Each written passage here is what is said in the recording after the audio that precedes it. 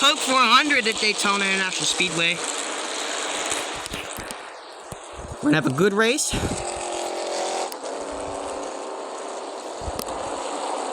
Hallowed piece of ground is called the start-finish line. Get in zone, AutoZone. Welcome to AutoZone. What are you working on today? Brakes? We can save you 15% on that. We have OE quality Duralast brake pads and...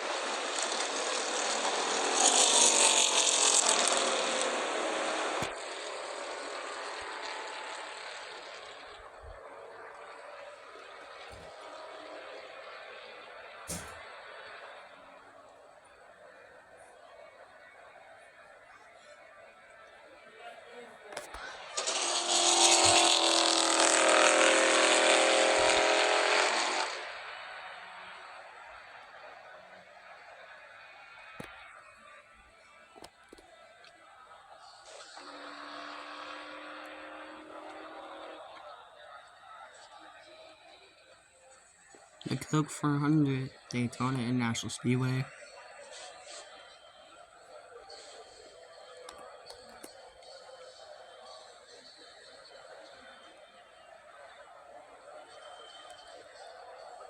I'll be right back, guys.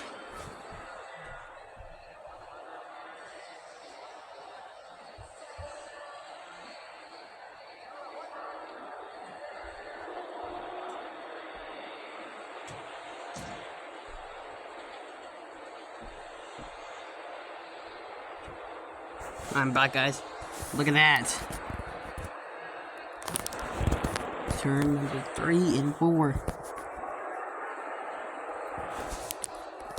Gotta take a screenshot of that, you know what I mean?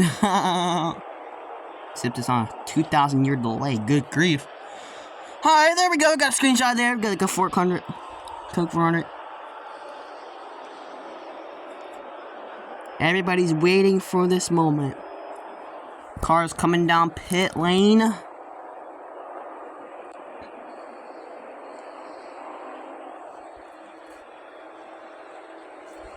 I'll catch y'all when here in a few minutes. Pause the video. And back, everybody. Cars are officially on the field. Down the pit lane.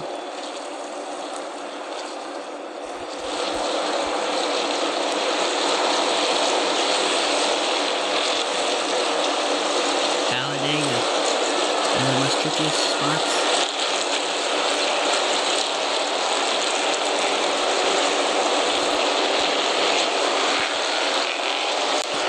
On the MRN scanners tonight. Make sure they keep working as soon as...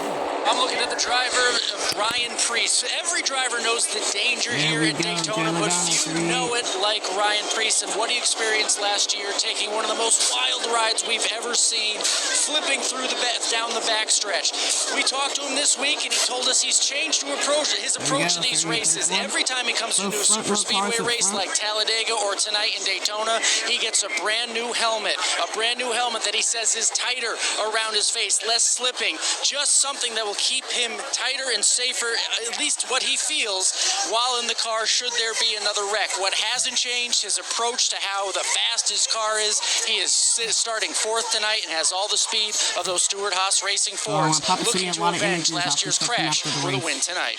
The sun is setting out behind turns 1 and 2. The lights are on. The fans now rise to their feet as the pace car lights are out. Field is up on the banking. Those lights now dancing off the paint. We'll cut out a few times. Pace car lights are off. Gilliland side by side, and here we go. Green flag is in the air. We're Man, I ain't trying to listen to in the this, man. Coke What Zero the Sugar world? 400 at Daytona, side by side. Why? Hold on, what? They race to turn 1 for the... Turn that off, what? Alright, here we go.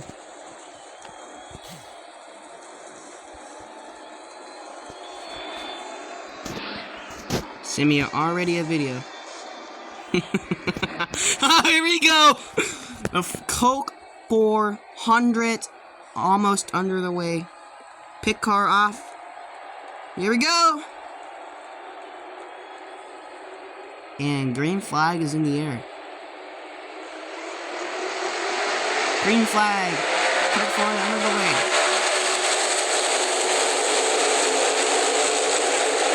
Over those cars have dual exhaust. Going in turn number 1.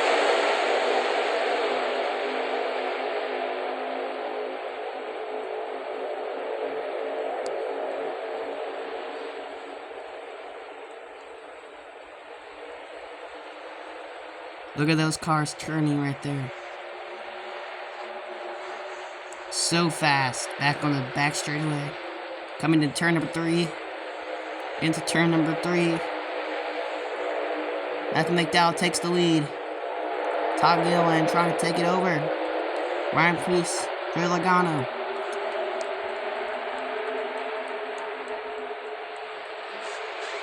First lap is complete.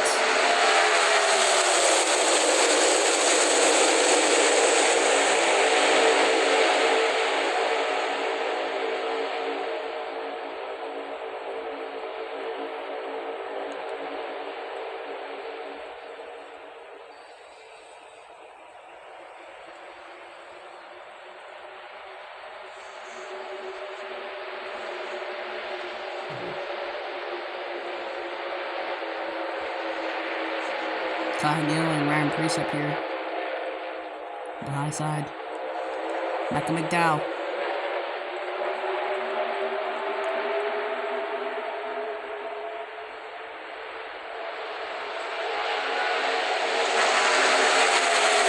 Stay wide already to the back of the pack. Fords and Chevys up here. I haven't seen a single Toyota since the back of the pack.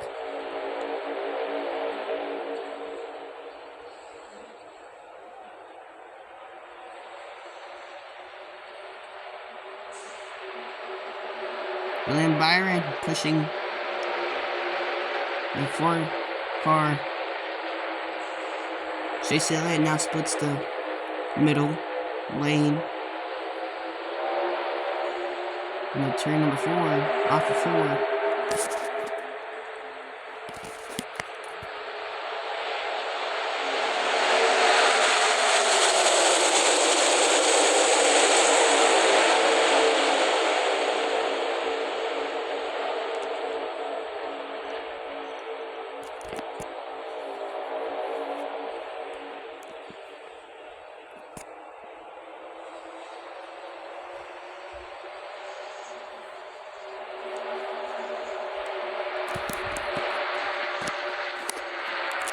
Logano.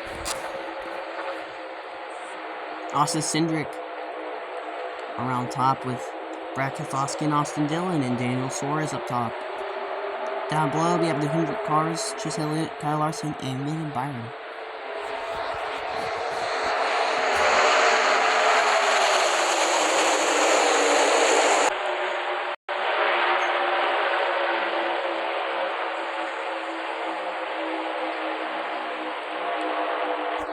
Ready for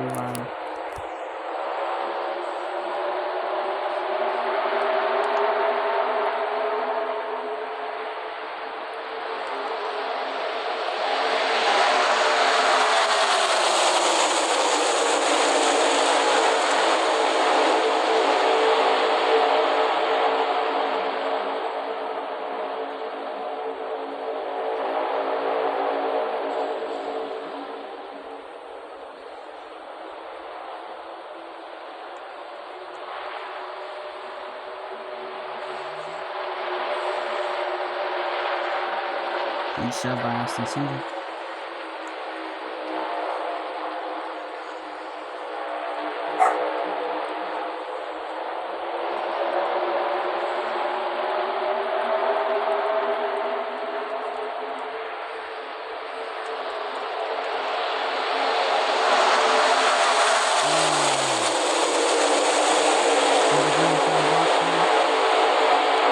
Not gonna get it.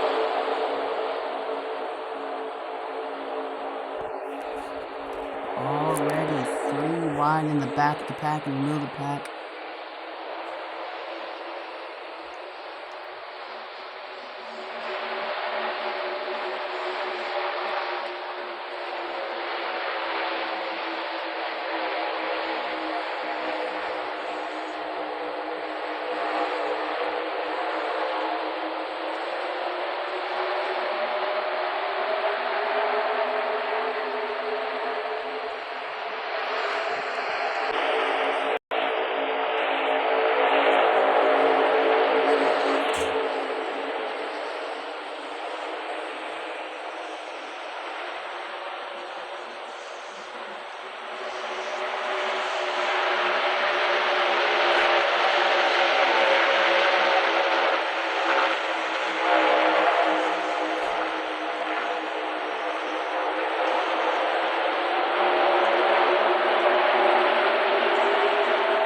off the floor. Oh man, good block.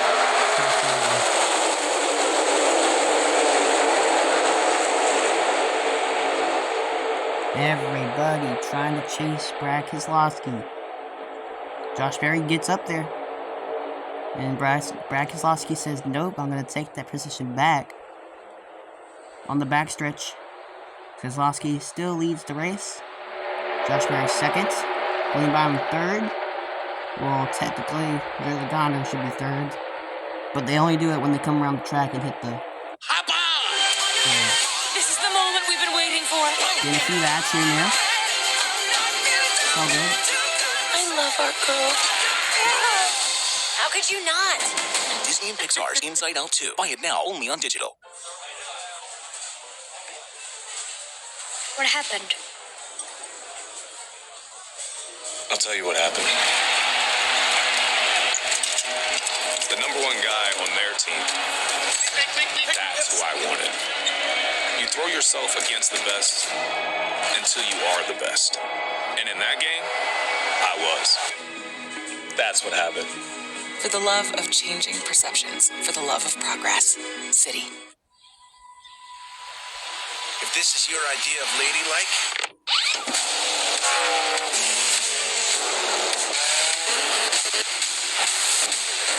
you're gonna fit right in. Join us at Toyota Racing. Come back to the side, man. Come back to the side.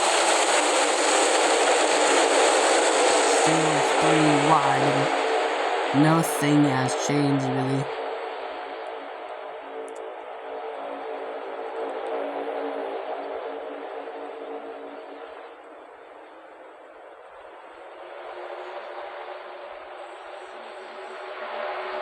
Brad Keselowski still holds the point up there.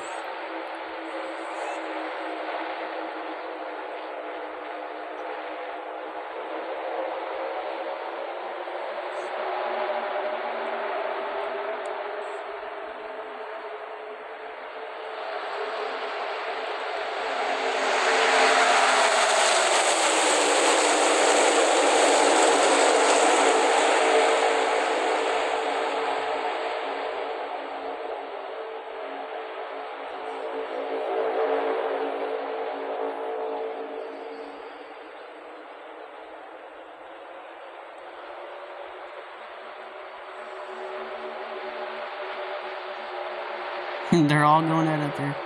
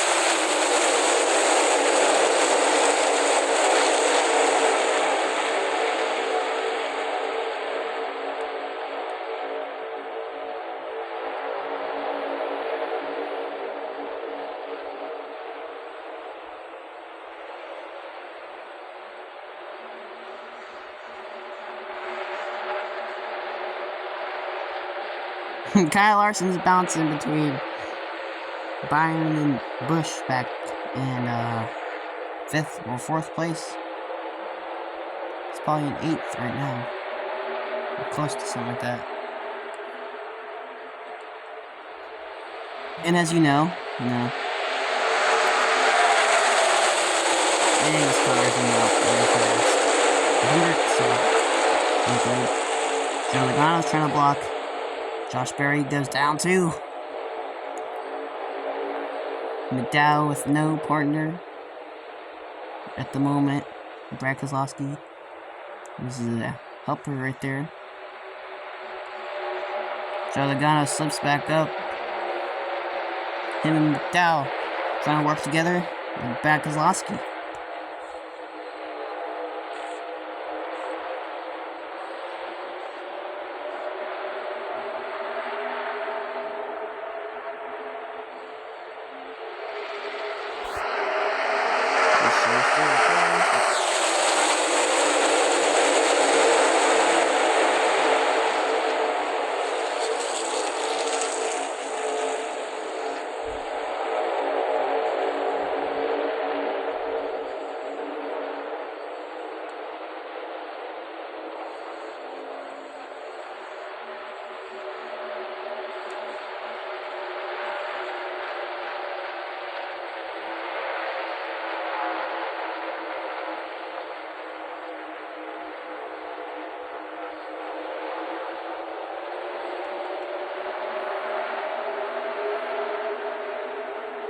Ryan Blaney gonna block Buescher, but slips back up. Or slips back up.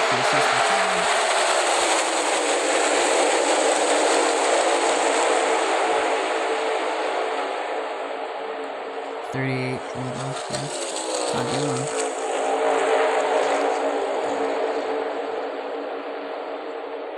I will pause the video here in a second. I'll be right back, y'all.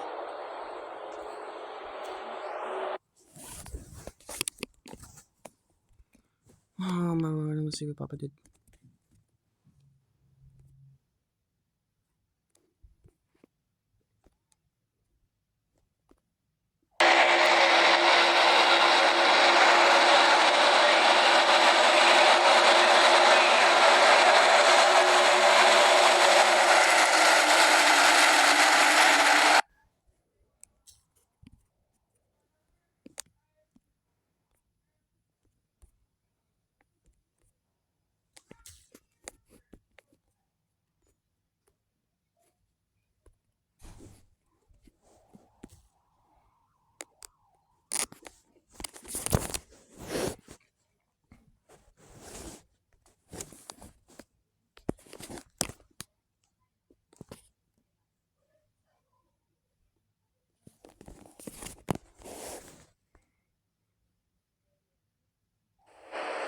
Alright, well, I guess that was unpaused. That's fine. Not really concerned with it. It's just...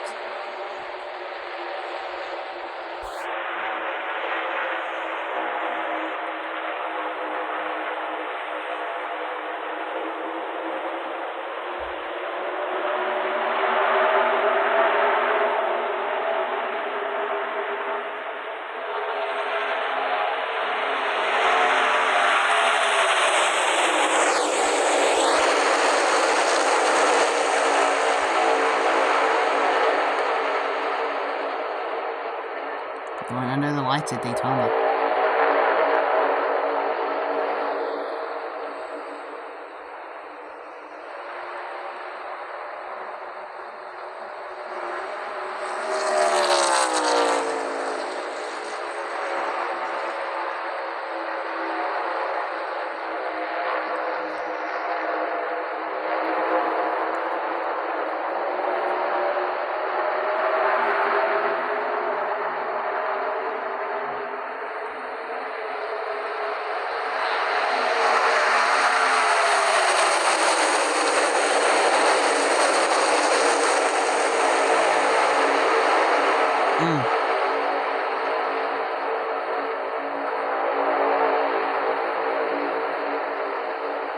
Some things are starting to get ramped up here.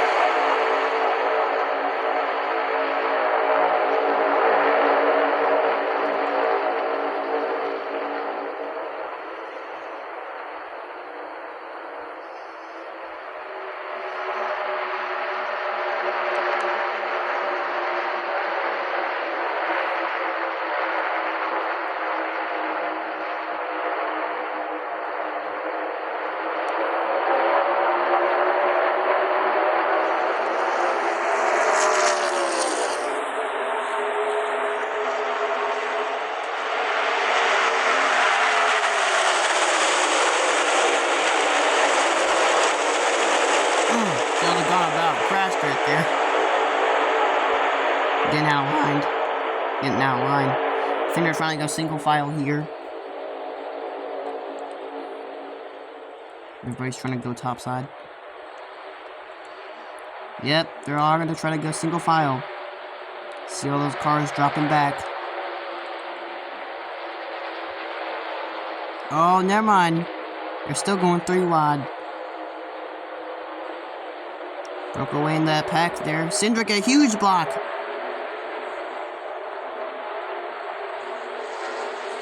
Whoa. 125 laps. Already in at 35 laps. Cindric pulled out behind Gilliland and leads the race. Well, that's not gonna last forever, because here comes Kozlowski and the other guy. I don't remember what his name was.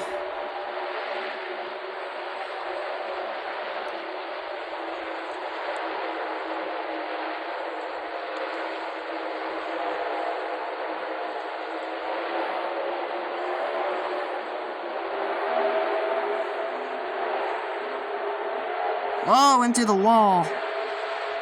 Go Cindric. He saves it. The 4 car takes the lead. Oh. Kozlowski jumps right in front of the 22 car of Joey Logano. Takes second.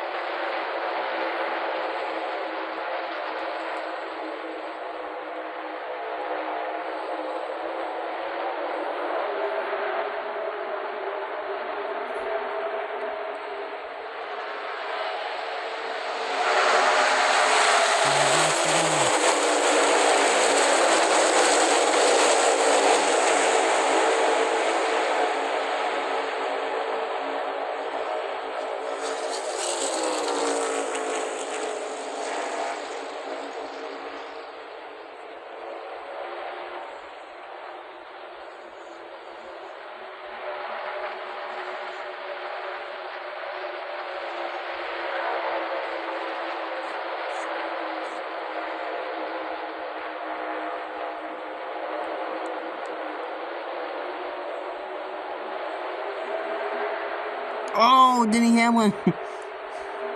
Getting really tough up there. 4 laps to go at Daytona.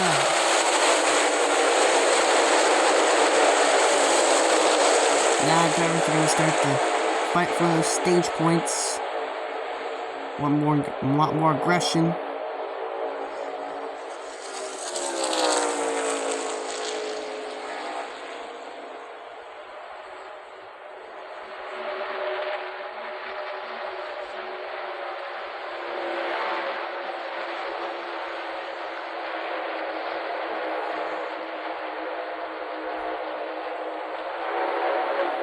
Well, look at Chris Buescher right on top.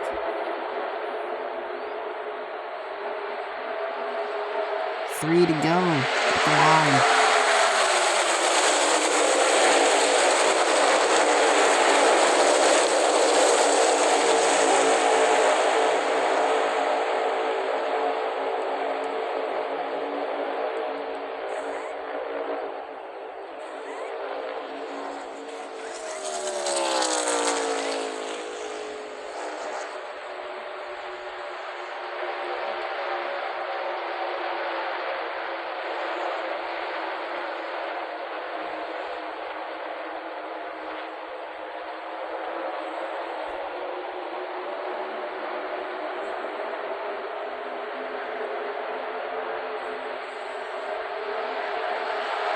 Two laps to go.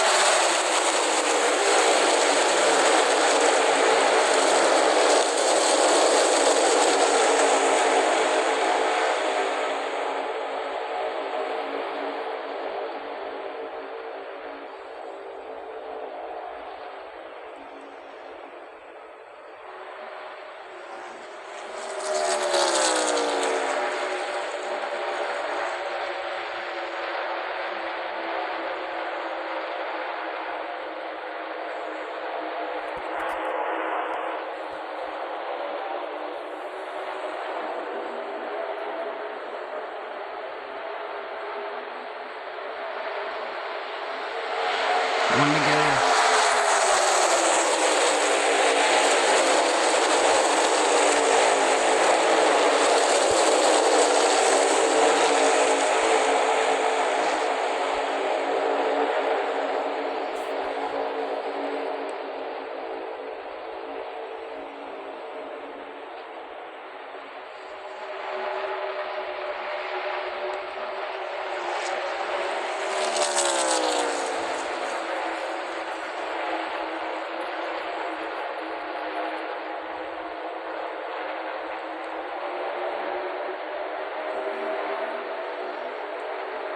For Terminal 4, little contact back there. Ross Chastain. And the caution is out for stage number 1. I think it's Josh Bilicki who won that one, I think so, in the 4 car.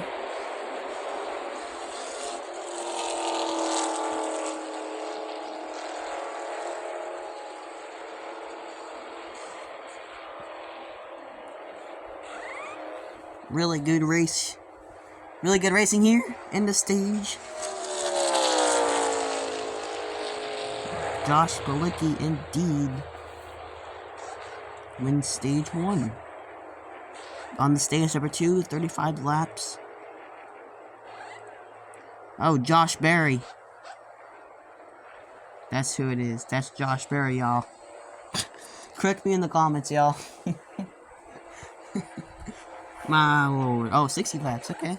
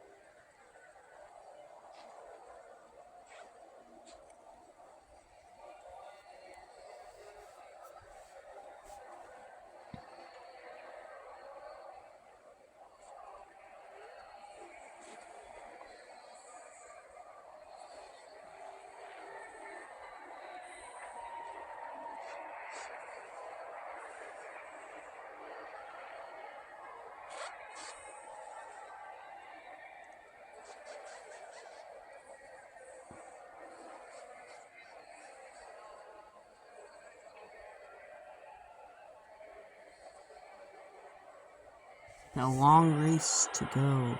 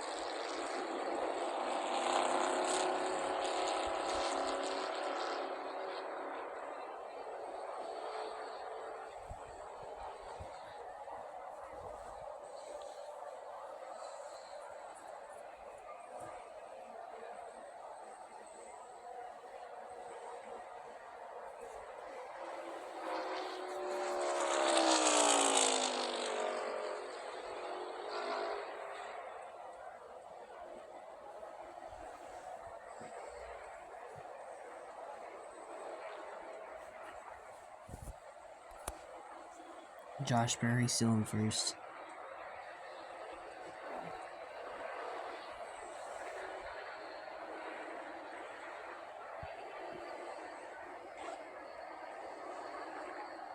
Daniel Suarez. Fire on that car.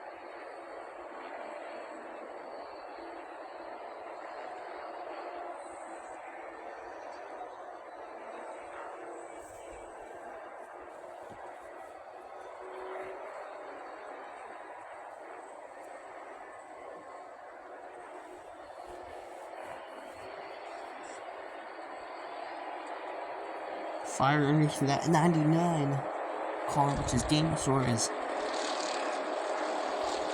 Oh, man.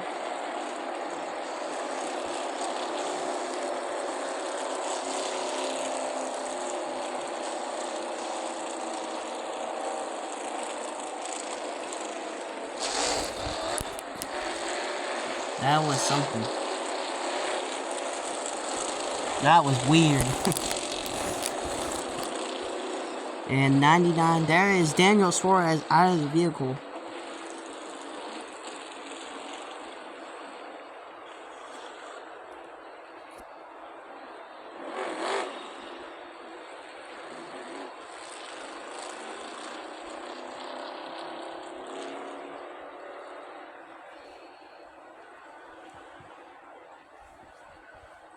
'99 is on fire.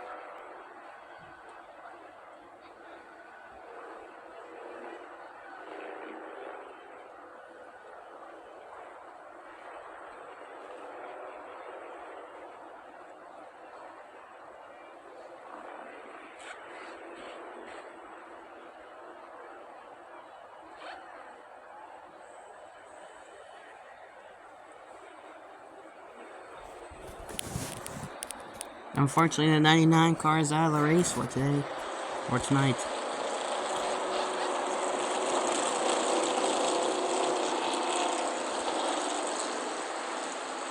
That is unfortunate, man.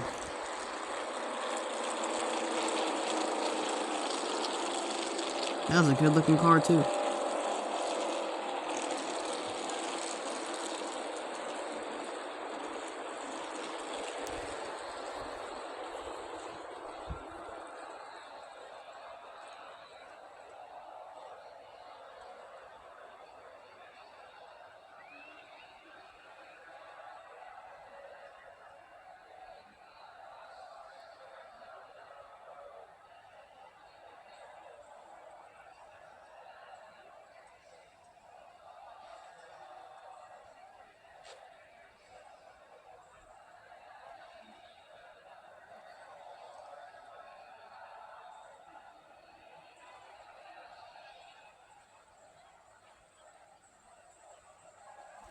Taking that car away now.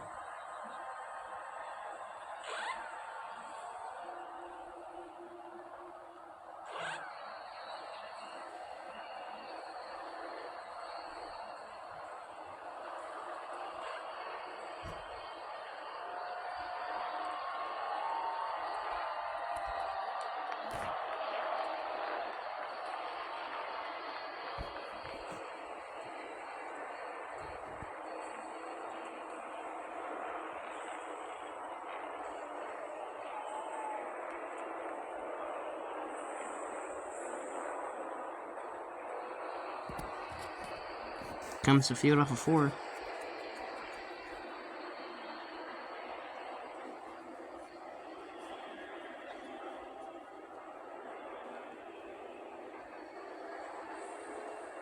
Ricky Stenhouse. Ricky Stenhouse, y'all. It's a nice looking car too. I like that car. A lot of cars on pit road tonight for fueling and stopping. Did a second run. He was the leader out front. And Joey Logano goes to the point.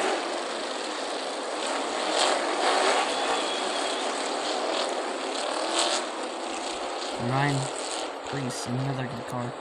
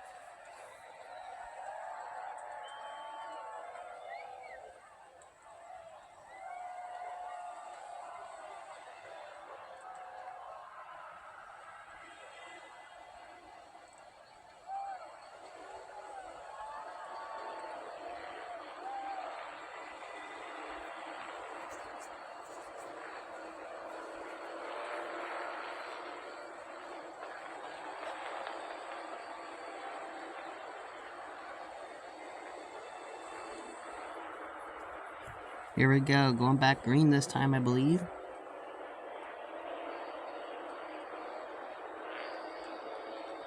Ross Chastain and Bubba Wallace having a little thing there. I don't know what's going on between them, but we'll keep it secret. I'm joking. Alright, coming to the green flag here at Daytona.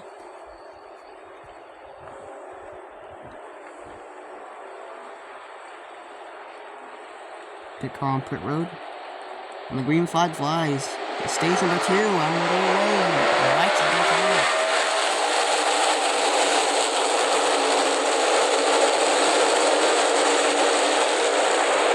Oh man, they're already sliding all over the place.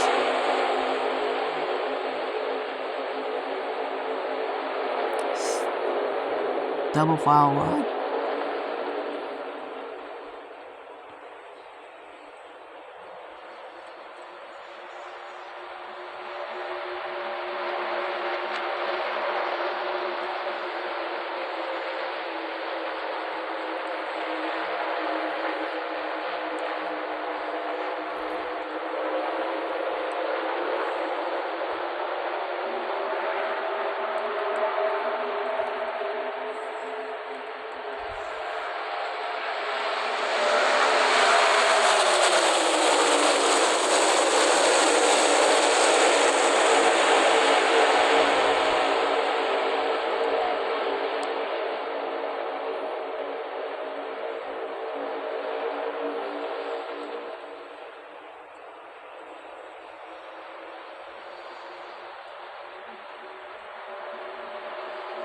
Here, look at Joe. Oh my gosh, Harrison Burton on the bottom lane getting a huge push. Chase Briscoe.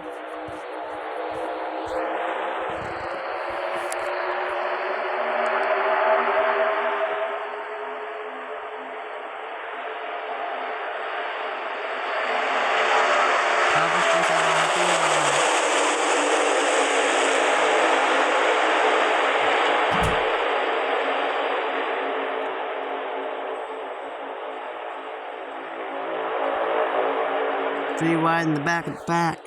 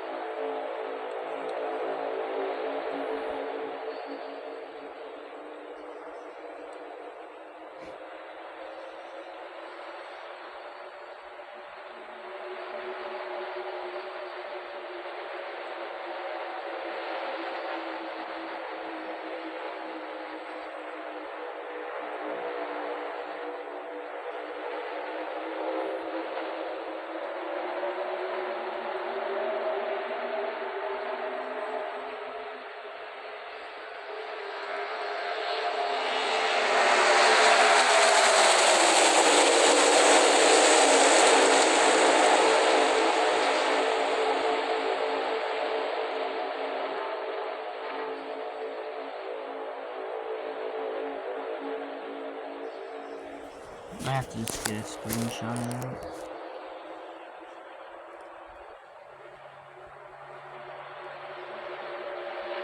Very cool. Alright, 51 minutes. It's almost been an hour, man. That's crazy. Time flies, man.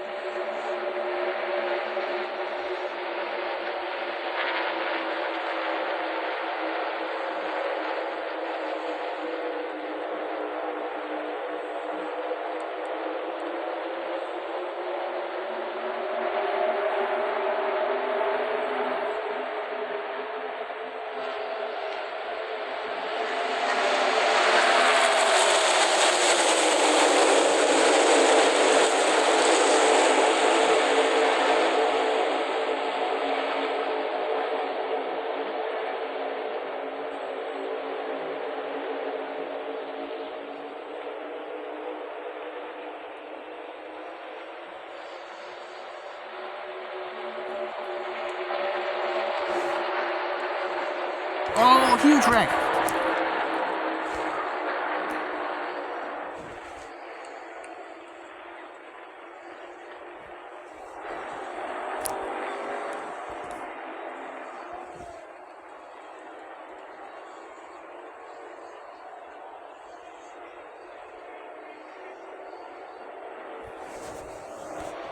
That is not good at all.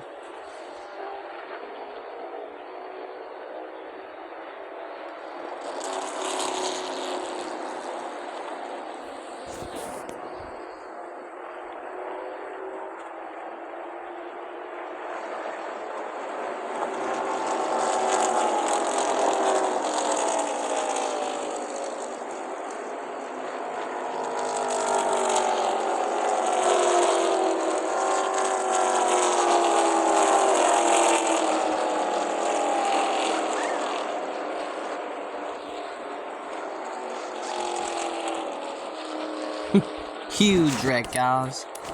Yeah, that was a huge wreck. Let me see here.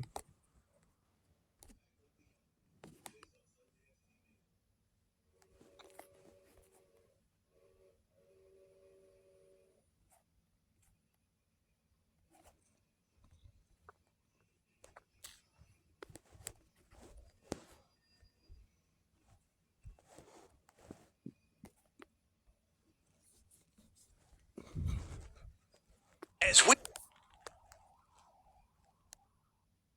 hop on! This is the moment we've been waiting for.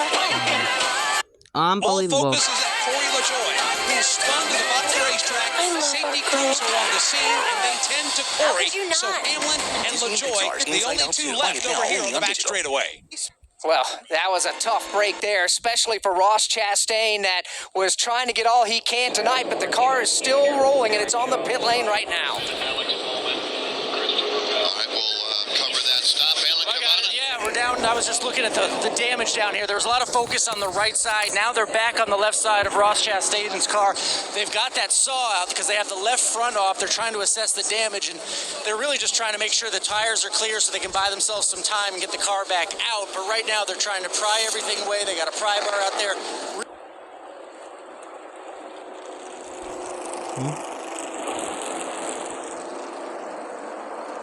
Hill, William Byron, Ty Gibbs, Ross Chastain, Ryan Preece.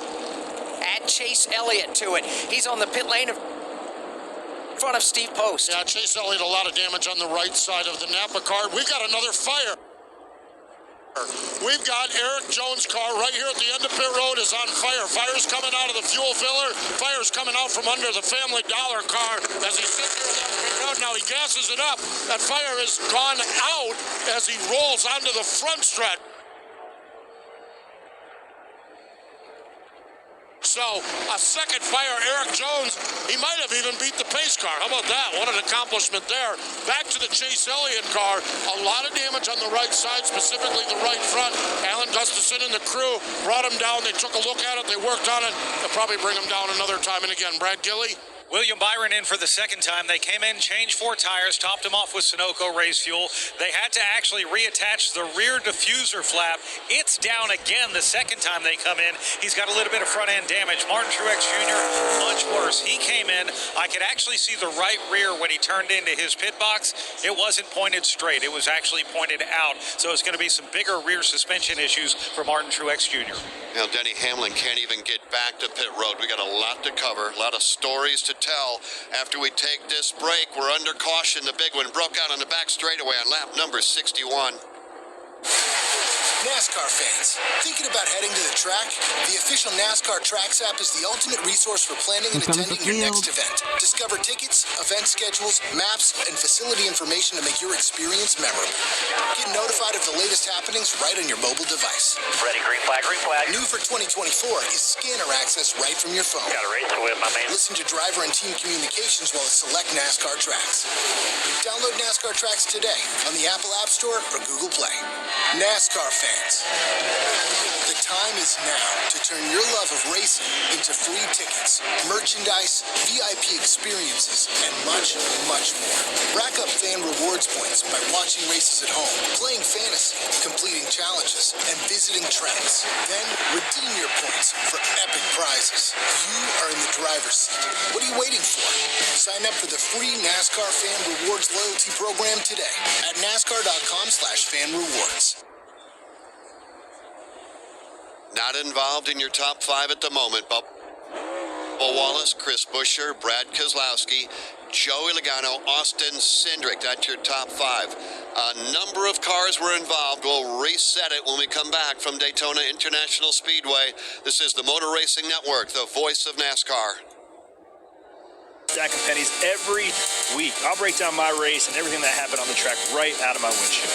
Plus, we give out the dogs of the week for the best pit crews and pit crew guys and go in depth for all the money stops, pit road woes, and penalties. You know what? You never know what guests are going to stop by the Nonsense Garage, but you can listen to Stack of Pennies every week on your favorite podcast platform, Sirius XM Channel 90 on Tuesdays, and the full YouTube version drops on NASCAR Channel on Wednesdays. We're at the start-finish line. William Byron on pole position. Green flag is out and we're racing. We're in the turn. Here to the inside comes Kyle Larson. He and Hamlin both. We're on pit road. 4 tires Sunoco Racing Fuel. The race up from pit road is Denny Hamlin. Eric Jones goes off second. We are live from the track. The Motor Racing Network, your home for NASCAR racing. Don't miss a lap, pit stop, or side-by-side race for the win. Listen to all the play-by-play action on your local radio station at MRN or NASCAR.com.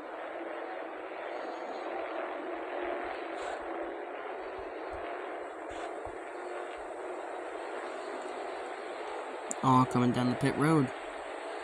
Chase Elliott is taking the Napa Chevrolet straight to the garage.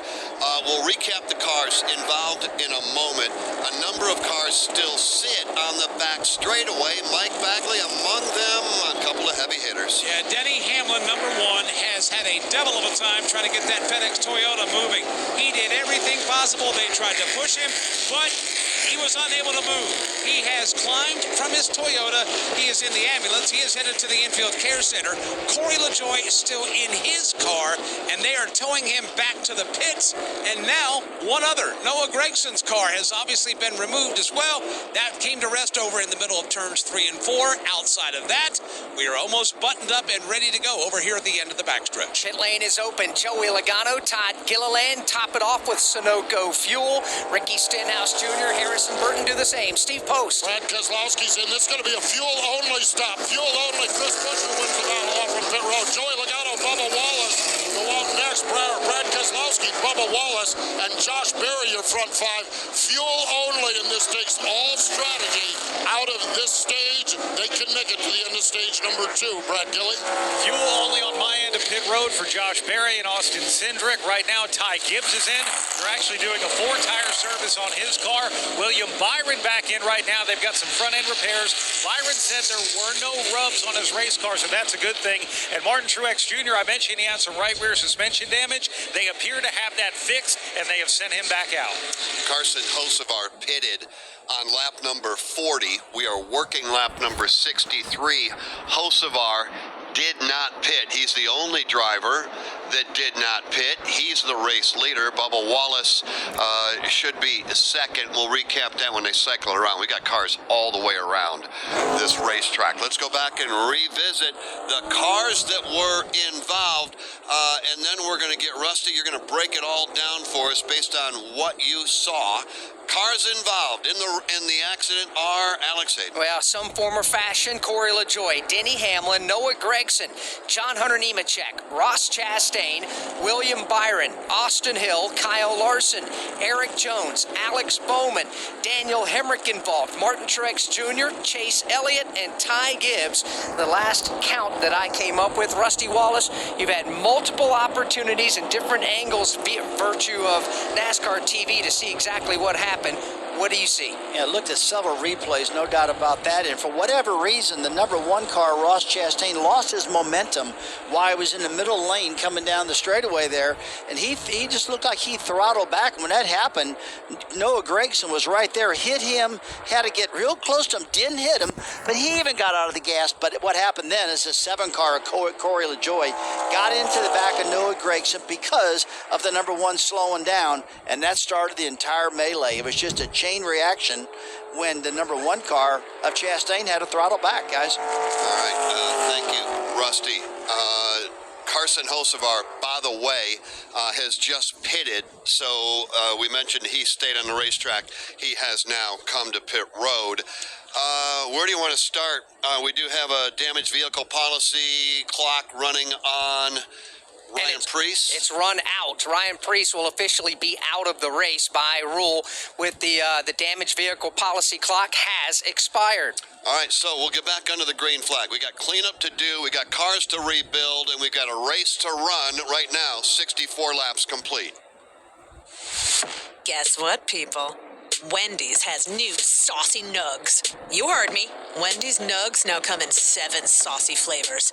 Buffalo, honey barbecue, garlic parm, spicy ghost pepper. You can literally hear your taste buds after every bite. I'm serious. Listen to mine.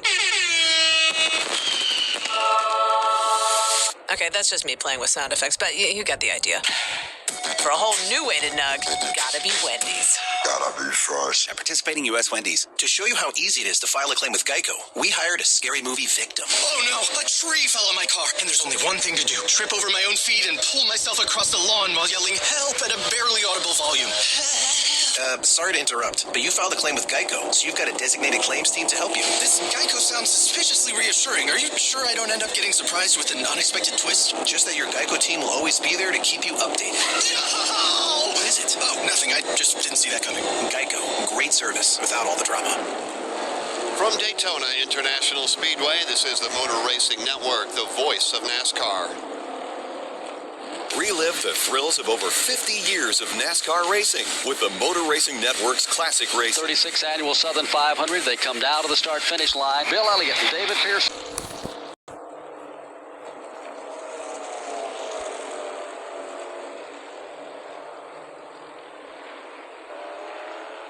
Playoff standings have been turned upside down, and I don't think we're done yet. Let's get you right down to the Care Center. Alan Cavana.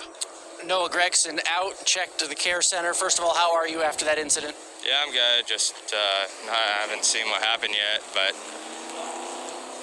we kind of struggled at the beginning of the race, just with the front bouncing, and then made adjustments after the first pit stop, and felt like we had we had the bottom lane rolling, and we were up to maybe the top 10, top 15 on the bottom line. I got up to the middle, and I was behind the one. He looked real darty, real squirrely, and so I was trying to bail out of there and get out, and then I just haven't seen what happened yet, but I was trying to get out of that line, and I don't know if I got ran over or what the case was, but once I see it, I'll know more. But if it was my fault, I want to apologize to the other guys, but I don't really know yet, so just a bummer. All right, Noah Gragson breaking it down. He does a tough break there for Gragson. Green flag goes back in the air. Through the gearbox they go one more time. Chris Buescher has a trunk full of Joey Logano on the outside.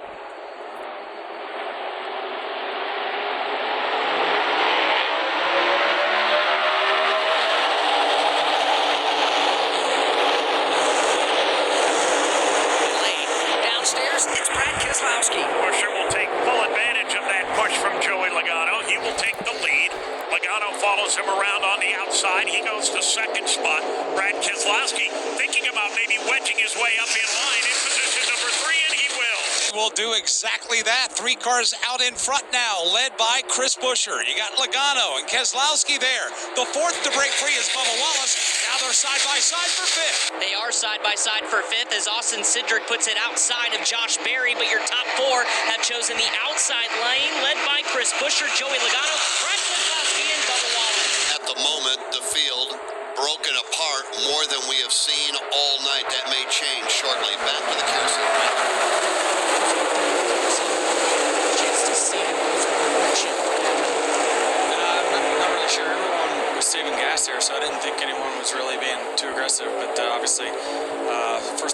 7-cut turn in front of me. All right, Denny Hamlin out and all clear after that wreck. Yeah, tough break as the Advent Health Care Center is a very busy place right now after the multi-car crash over there on the Daytona Super Stretch. We are back under the green flag as we work our way back into turn number 3. Chris Buescher continues to be the race leader. And right now they are snuggled up against the outside safer barrier, nose to tail among the top 15. Then we get back to some two-wide racing. Dave, maybe they will come back straight away and send a message to the drivers. Yeah, I think maybe they found religion, at least for a little bit here, Jeff. They've all kind of, as you said, huddled up topside next to that safer barrier, about 3/4 of the field. There still is a line, Mike Bagley, down low, but they're way back outside the top 15. Yeah, matter of fact, it's a 16-car single-file breakaway, and they're at the top of the racetrack. It is double wide, but it's all the way at the tail end of the field as Chris Buescher leads them back to the corner. It's Chris Buescher, Joey Logano, Brad Keselowski, and Bubba Wallace. Austin Cindric up there as well, as again everybody starting to tick down the energy meter here and start to ride on the floor. They do as they make their way back to the line. We go back to the Advent Health Care Center where Chase Elliott has emerged. Chase Elliott it didn't feel overly aggressive. It seemed what happened from your perspective. Yeah, I honestly have no idea. I just think everybody was kind of playing games and no one wanted to lead, and just, puts everybody in a tough spot. So, yeah, we were all just kind of stacked up there. Somebody was switching lanes, it looked like, and it got out of shape. So, bummer. Just so early in the race, just would like to have an opportunity to get a little deeper into it and see where things shook out. But we've been pretty lucky these last few trips down here, so it was unfortunate, and we'll try to be really good next week and hopefully get back in it. Chase Elliott had a streak going and finishing every race that streak over early tonight. Now, I'll add to that, Alan. He, in the first 24 races, has completed every single lap but one, and that is a Cup Series record through 24 races. Well, that's going to end here tonight. He was talking about nobody wanting to lead, and that's if you're out front, you're burning fuel. That's exactly it, Jeff. Nobody wants to lead because everybody's trying to save fuel. So if you're the lead car, you're the one that's pushing the hole in the air and using more fuel, Rusty Wallace. Unusual to be at Daytona and nobody wants to lead the race. Yeah, it was pretty crazy. When I heard that before the race, that there was some strategy by crew chiefs that they were going to try that and try to save fuel, so when they come down pit road, it won't take as long to fuel the car. I thought, man, that's crazy. When you start doing stuff like that, we saw what just happened. That's what Chase Elliott was talking about. They're up there playing games. I didn't like what was going on, he says, and the big wreck happened. Right now, they are running among the top 10. They are nose to tail. Now they're double file behind them. And again, we shake it up and start moving to the front. And other drivers are dropping to the tail. Why don't we tell you who's moving and losing, presented by Craftsman. Take advantage of special deals now at Ace Hardware. Visit Craftsman.com. Since the restart on lap number 65, the biggest movers so far have been Christopher Bell. He's gained 14 positions along with John Hunter Nemechek. He too is up 14 spots. Ty Gibbs has gained 10 positions. Kyle Busch and Shane Van Gisbergen 7 spots. That's the moving side of it. The losing side of it, Tyler Reddick has lost 22 positions since the drop of the green flag on the restart. Austin Hill's lost 17 spots, and Josh Berry has lost 14 positions. Working lap number 72 is Chris Buescher out front over Joey Logano and Brad Keselowski. Bubba Wallace is settled in line in fourth, and Austin Cindric at the moment is fifth. Let's pause 10 seconds for station identification on the Motor Racing Network.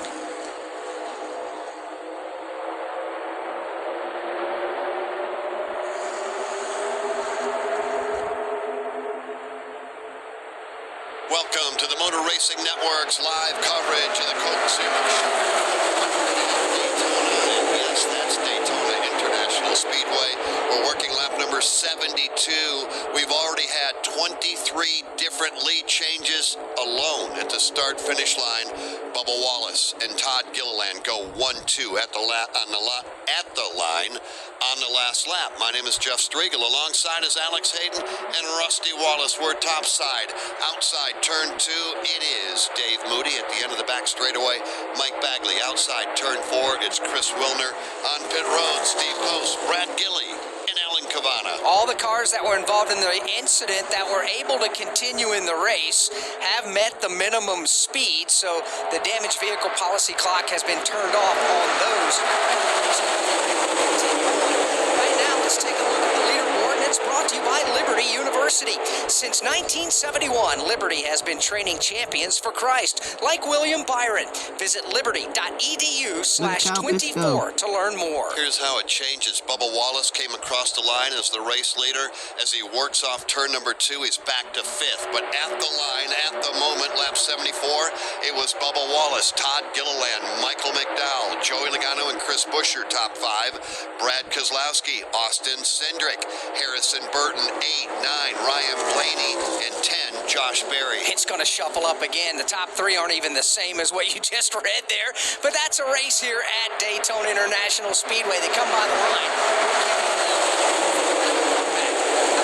Wallace is now 11th. Brad Keselowski 12th. Christopher Bell 13th. Michael McDowell is 14th, and William Byron 15th. Chris Buescher is 16th, and Cody Ware is 17th. Harrison Burton 18th. Zane Smith 19th, and Josh Berry is 20th. Half of those drivers were in the top 10 when I said it, and then they were in 11 through 20 when you did it. Right now, 21st, John Hunter Nemechek, BJ McLeod, 22nd, Shane Van Gisbergen, 23rd, followed by Austin Dillon, Austin Hill, Daniel Hemrick, Chase Briscoe, Carson Hocevar, 28th, 29th, Parker Retzloff, and Ricky Stenhouse Jr. is 30th. 31st, and the last car currently on the lead lap is Joey Gase. 32nd, 1 lap down, Alex Bowman. 33rd, 1 lap down, 34th, 2 laps down is Martin Truex Jr. 35th, 9 laps down is Corey LaJoie. From 36th on back, out of the race. 36th tonight will be Chase Elliott. 37th, Noah Gragson. 38th, Denny Hamlin. 39th, Ryan Preece. And 40th will be Daniel Suarez. How about a couple of winning get-ins? Justin Haley running in position number 5. Eric Jones right now running in position number 6, and he's no stranger to running up front here at Daytona. Talking about Eric Jones. Yeah, he's won the Coke Zero Sugar 400 in his career, and he started at the back of the field. Had some sort of a mechanical gremlin yesterday during qualifying and did not get a qualifying lap. Therefore, he's dead last in the 40th spot. And Dave Moody, here comes that Dollar General Toyota for Eric Jones. He's got it on the move. There's no question about that. He's going to the top of the racetrack. Going to run side by side now with Austin Cindric. That's the battle for second place. Eric Jones. Kyle Larson now to the outside lane. Kyle Larson right now along in that wheel-to-wheel battle. Ryan Blaney gets turned just for a moment. He was headed for the infield. Make that Austin Cindric. He got punted off the end of the back straightaway, but was able to correct the car, but he will lose a whole lot of spots. Heads up save for Austin Cindric. Cindric has the field scattering to the outside as Kyle Larson takes the lead this time off board. Well, how about Kyle Larson, a driver that has never finished?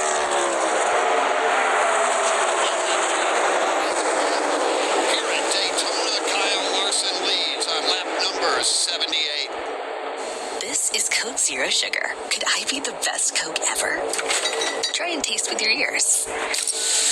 Hear those bubbles? Imagine them tingling on your tongue. Fizzy deliciousness.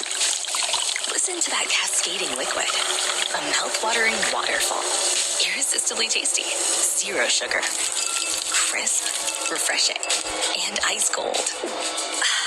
Is Coke Zero Sugar the best Coke ever? Try and decide. Xfinity here. How can we help? Hi, my daughter invited her entire class to her birthday party. Can my Wi-Fi handle it? Xfinity is tri-band Wi-Fi technology, letting you connect hundreds of devices at once. So if all the kids are watching stuff on their phones, well, their parents are sharing videos online. Yep, they can all do their thing and party their way. Oh, we are gonna need a bigger cake. Xfinity, bring on the good stuff. Go to Xfinity.com to learn more. Restrictions apply. Best finish ever for Kyle Larson here at Daytona was 6th back in 2016, but he's leading them down the back straightaway right now with Joey Logano working to his inside. From Daytona International Speedway, this is the Motor Racing Network, the voice of NASCAR. This is Steve Post. If you love sprint cars, you'll love Wing Nation. All the latest sprint car news and interviews. Ashley Strong every Tuesday, Motor Racing Networks and Wing Nation's Facebook pages. We go live with the weekend's winners and newsmakers from around the country. You can also find the podcast of all past shows on YouTube or subscribe to the podcast on any of your favorite podcast providers. Wing Nation, all sprint cars, all the time. Jeff Gordon wins the Daytona 500. Jeff Gordon's rise to one of NASCAR's all-time greatest drivers was one like no other. Relive Jeff Gordon's journey to the NASCAR Hall of Fame with the exclusive MRN podcast, Jeff Gordon, A Colorful Career. 93 Cup Series wins, 4 Cup Series championships, and 3 Daytona 500 wins. A career rivaled by few others. Check out MRN's Jeff Gordon, A Colorful Career on podcast platforms and MRN.com.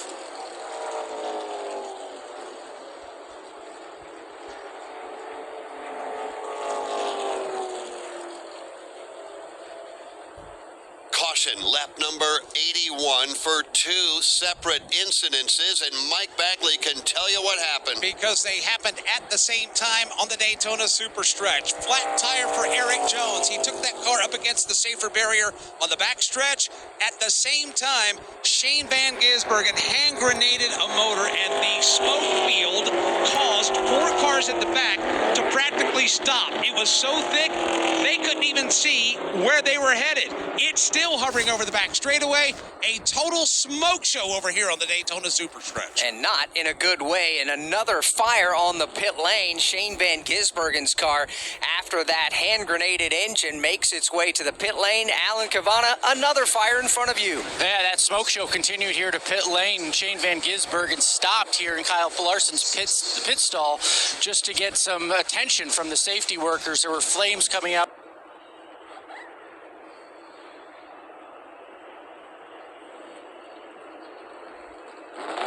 It erupted down the back straightaway, caught fire on pit road. Fire, for the most part, has been extinguished. Then for Eric Jones, right front, what a piece of driving at 190 miles an hour down the back straightaway. Alex, and all of a sudden you feel that right front go down, and then bam, you're on the rim. Yeah, and that's one of those where you just hang on and use every bit of skill you have to keep control of the race car, and Eric Jones did a wonderful job of doing just that. We worked the caution flag now for the 3rd time in the race, and Steve Post, there's a lot that goes in to putting on a NASCAR Cup Series race with these race teams and the War Wagons. Everything's elaborate down there, but I guess sometimes you got to go old school. Well, and I think that we were close to have that happening. In fact, they were doing a little bit of that. The teams have a lot of data, and the internet here on pit road went down. And so the teams had no data, no communications, none of the stuff from the war rooms back at their race shops. I heard Travis Peterson say to Michael McDowell, we're kind of on our own here, and I'm trying to figure out what we're going to do. One crew member said to me, let's go old school. Just pass out calculators and start figuring things out.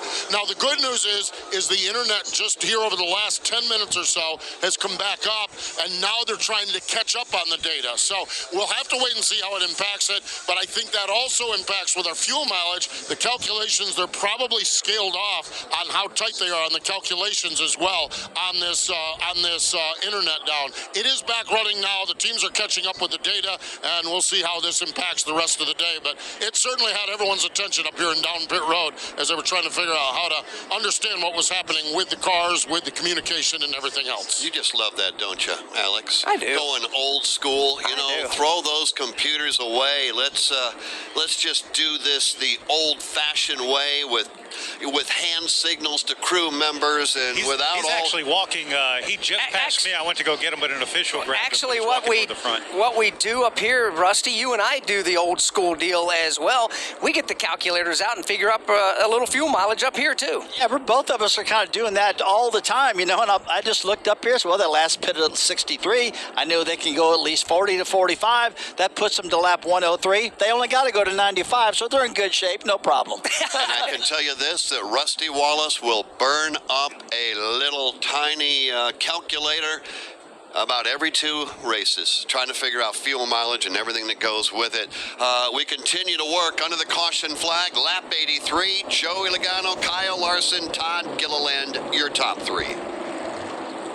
Progressive knows when you own a boat, life on land is a tough sell. Come on down to Land, the place where you can do so much walking. You can walk to work, the bus stop, or the gym, where you can pretend you're walking up an endless flight of stairs. Even when you're flying somewhere, you can take a really long walk through the airport. It's Land. Life on a boat is way more relaxing, and it's even more relaxing when you protect your boat with Progressive, America's #1 boat insurer. Progressive Casualty Insurance Company and affiliates, #1 rating based on 2022 boat market share data from ratefilings.com. Hey, Dave, we need your truck to help us haul our camping gear. Sure, but it's not a truck. It's a Traverse. Introducing the first ever Chevrolet. Speedway, this is the Motor Racing Network, the voice of NASCAR. From the infield garages to the race shops.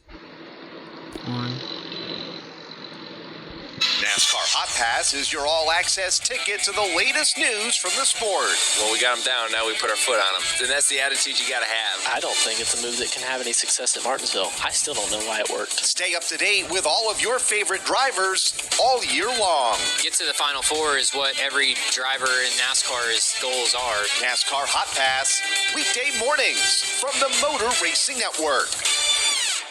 Give us a follow. The Motor Racing Network is on Facebook, X, YouTube, and Instagram. We've got links to all our podcasts, MRN Radio race broadcasts, and NASCAR news and information. Video podcasts on MRN's YouTube and Facebook. On X, use the hashtag AskMRN to connect with us and our award-winning race announcers. Give us a like, post a comment, share a podcast. Just search for MRN Radio. The Motor Racing Network on all your favorite social media outlets.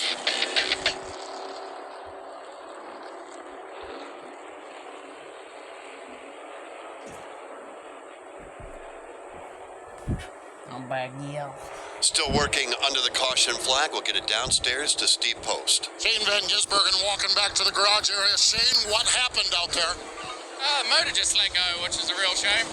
What'd you think of the racing? What'd you learn about this style of racing here tonight? I didn't hear that, but yeah, it was going pretty good. Obviously, safety culture Chevy was quite fast when we needed to be, and yeah, I was just learning, experimenting. But when it got crazy, obviously we don't need to fight for stay points, so I kind of cruised back a bit. But yeah, when we needed to be there, I could make moves and move around and.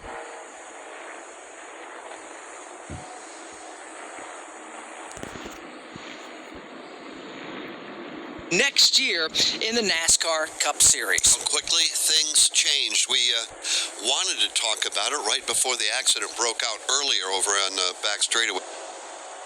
The big one. When we talk about playoffs and how things can change and so quickly.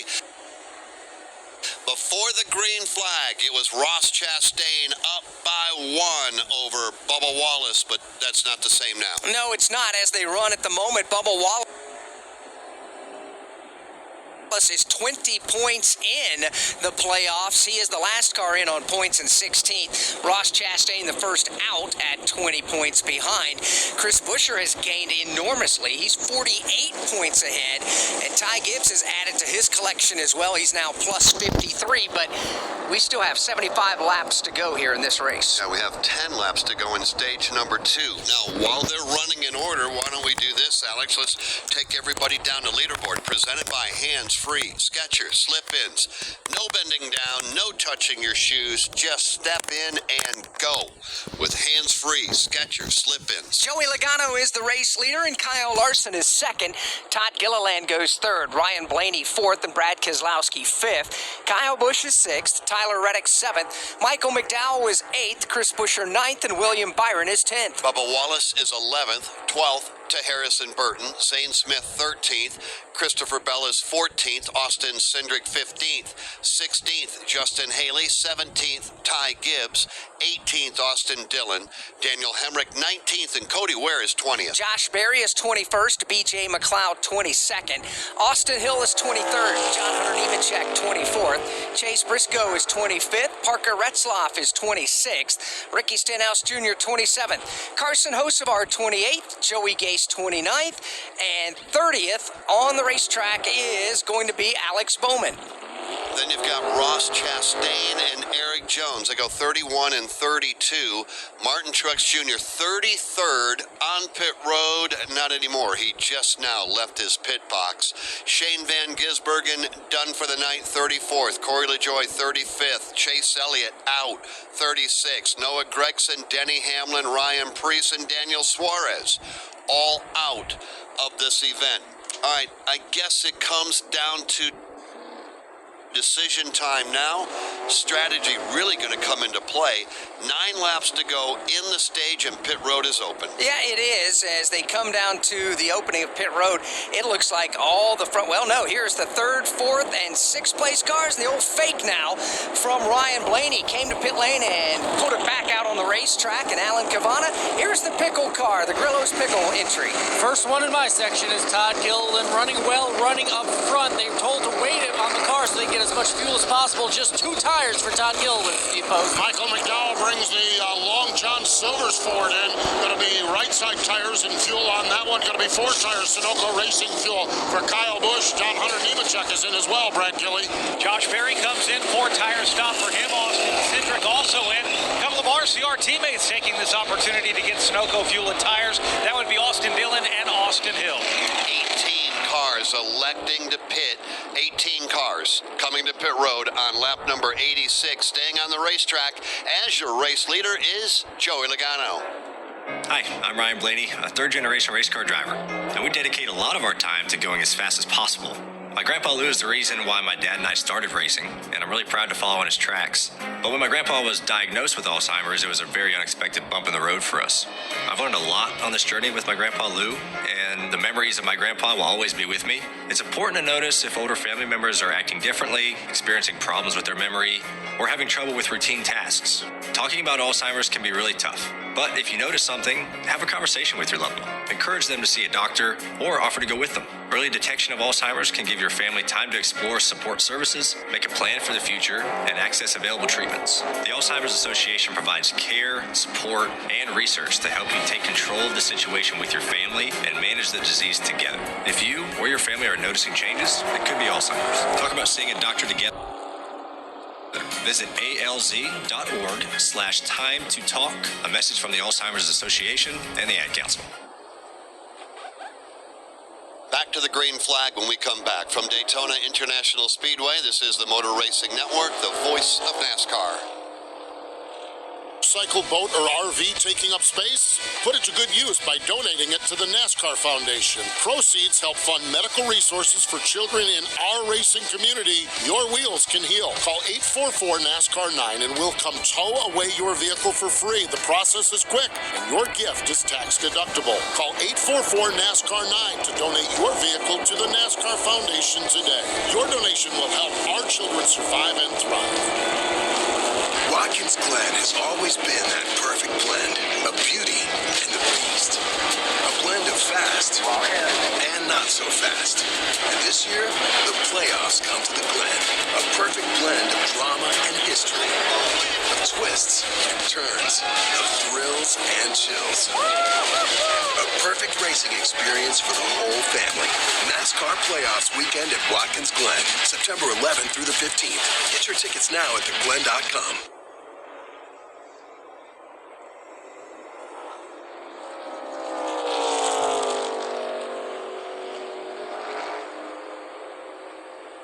Green flag next time by. Right now, let's give you a mid-race update brought to you by eBay Motors. Bring home the cup with eBay Guaranteed Fit. Brakes, headlights, all the parts to fit your vehicle.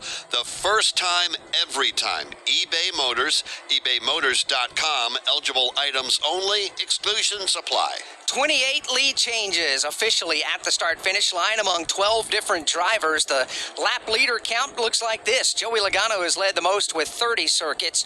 Bubba Wallace has led 16. Chris Buescher has led 10 laps. We have just 7 laps to go next time by here in stage number 2. Stage 1 was won by Josh Berry. Yeah, 7 to go. That's the number left before we get to lap 95, and we'll see the green and white checkered flag fly then. If you are just joining us, stage 1 won by Josh Berry over Joey Logano and Chris Buescher. Joey Logano has had his Ford Mustang up front all night long. He leads right now. He's going to restart outside row 1. Kyle Larson, the Chevrolet, inside row 1.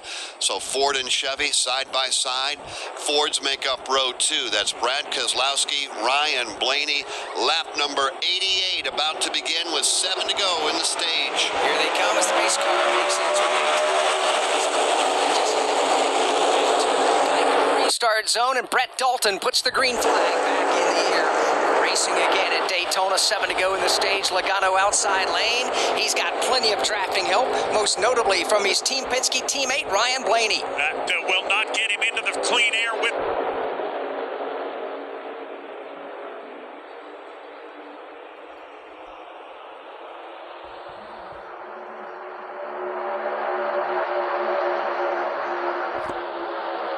Straightaway, Ford and Chevy side by side for the lead. You got the Chevy of Kyle Larson down low. Here comes the Ford of Logano top side, still locked together for the point. Brad Keselowski really locked tight to Kyle Larson's rear bumper, gave him the advantage into turn 3, but now Joey Logano will get sent out in front on the outside lane by Ryan Blaney. They have 2 of the best pushers behind them. Kyle Larson and Joey Logano's got his teammate in Ryan Blaney. Advantage at the line. Kyle Larson and Brad Keselowski. Tag team racing here at the world's center of racing into the banking of turn number 1. Kyle Larson has the lead now. Keselowski in second. Joey Logano on the comeback trail. Needs a little more drafting help up high. Inside line backed up just a tad exiting turn 2. That allows Logano to inch forward in his ongoing battle for the lead with Larson. Problem is, he can't get enough. Logano is up to a side-by-side battle for second. Logano tucked up right to the right quarter panel of Brad Keselowski. He'll now swing out wide with Ryan Blaney in tow on the outside lane. But again, the bottom surging forward off of turn 4. And Chris Buescher in that number 17. He's in right now by plus 58 points to playoffs, but still, you want some more cushion. He wants all the points he can get, and right now he's third on the bottom lane, right? Now he's falling back to the 5th position, but he's in the 3rd position on the inside road, his 17 car. Here they come off turn number 2. Kyle Larson showing the way. Keselowski and Logano 2 by 2 for second. Kyle Larson out into the clean air all by himself, but he's got drafting help behind him. The outside line trying to organize. Here comes a 3-wide line. That's led by Bubba Wallace. Bubba Wallace has help with his teammate Tyler Reddick. So 3 wide from about 5th on back as the top 3 try to duke it out. Kyle Larson leading the bottom. Joey Logano. Career start number 21 here at Daytona for Kyle Larson. He has never even run a stage here. He's out front right now. Brad behind him. Joey Logano leading the middle lane, and Bubba Wallace all the way up against the fence. Larson's never won a stage, but he's got a pretty good plan right now to try and do that. He's also a good drafting partner with Brad Keselowski, or at least he did. Brad slides off the back bumper, goes to the outside, and goes for the lead. And he'll slide across the nose of Joey Logano in order to do it. Keselowski now will lead the lane in the middle. Larson leads the lane down low.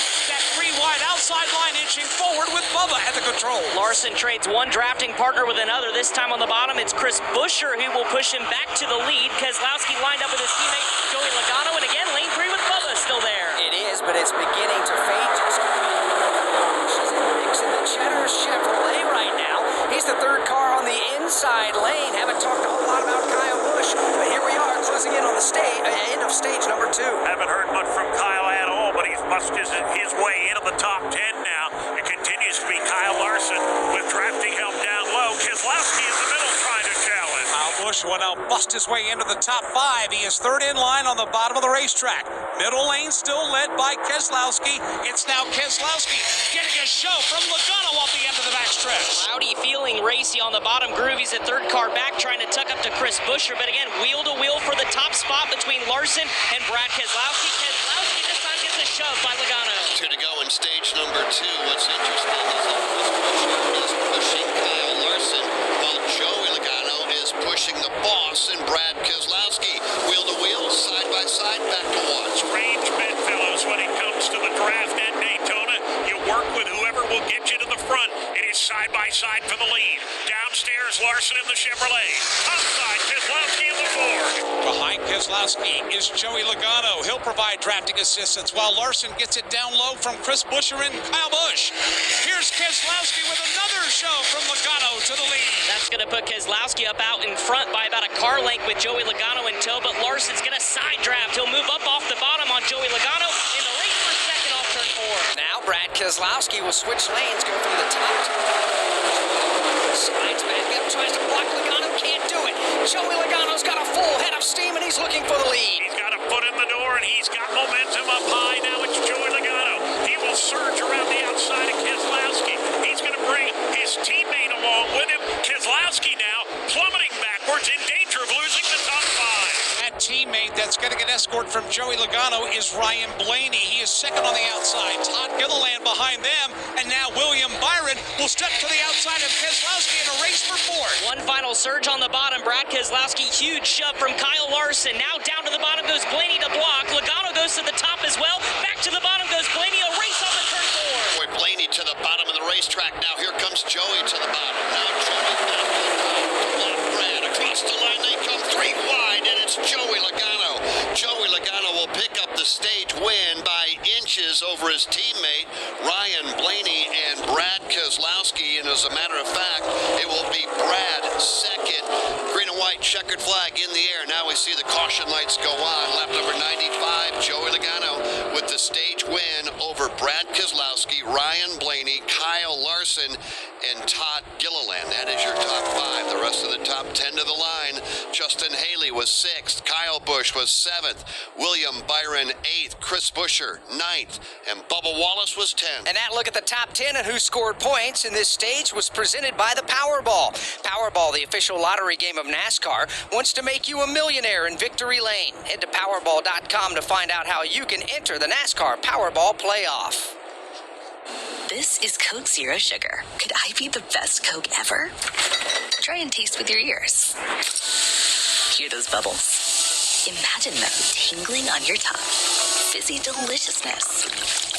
Listen to that cascading liquid. A mouth-watering waterfall. Irresistibly tasty. Zero sugar. Crisp, refreshing, and ice cold. Is Coke Zero Sugar the best Coke ever? Try and decide.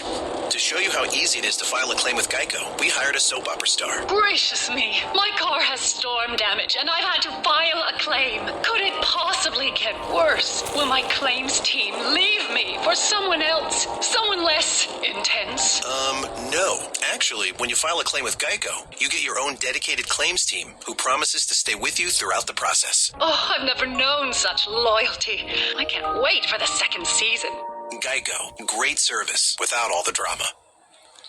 From Daytona International Speedway, this is the Motor Racing Network, the voice of NASCAR. I'm Kim Coon. And I'm Ryan Flores. Join us every week for Around the Track. We'll get you ready for the upcoming racing action, whether you'll be attending in person or watching at home. We showcase young and upcoming drivers and tell you what to watch for in all the NASCAR regional series. Plus, our Attraction segment gives you all the fan activities, concerts, and tailgating fun at each event. The betting segment will help you win some easy money, and we've got driver suggestions to pump up your fantasy roster. Check out Around the Track each Wednesday on NASCAR's YouTube channel. Hi, Hi, this is Mike Bagley. Join me along with the cast and crew of the Motor Racing Network every Tuesday night for NASCAR Live. Hear exclusive interviews. It's my responsibility as a driver to leave the sport in a better place than it was when I got here. And certainly sometimes it comes with controversial takes. The best moments from each of NASCAR's premier series. They bang sideways at the line. Photo finish. And in-depth breakdowns of the latest NASCAR news and more. It's NASCAR Live every Tuesday night at 7 Eastern.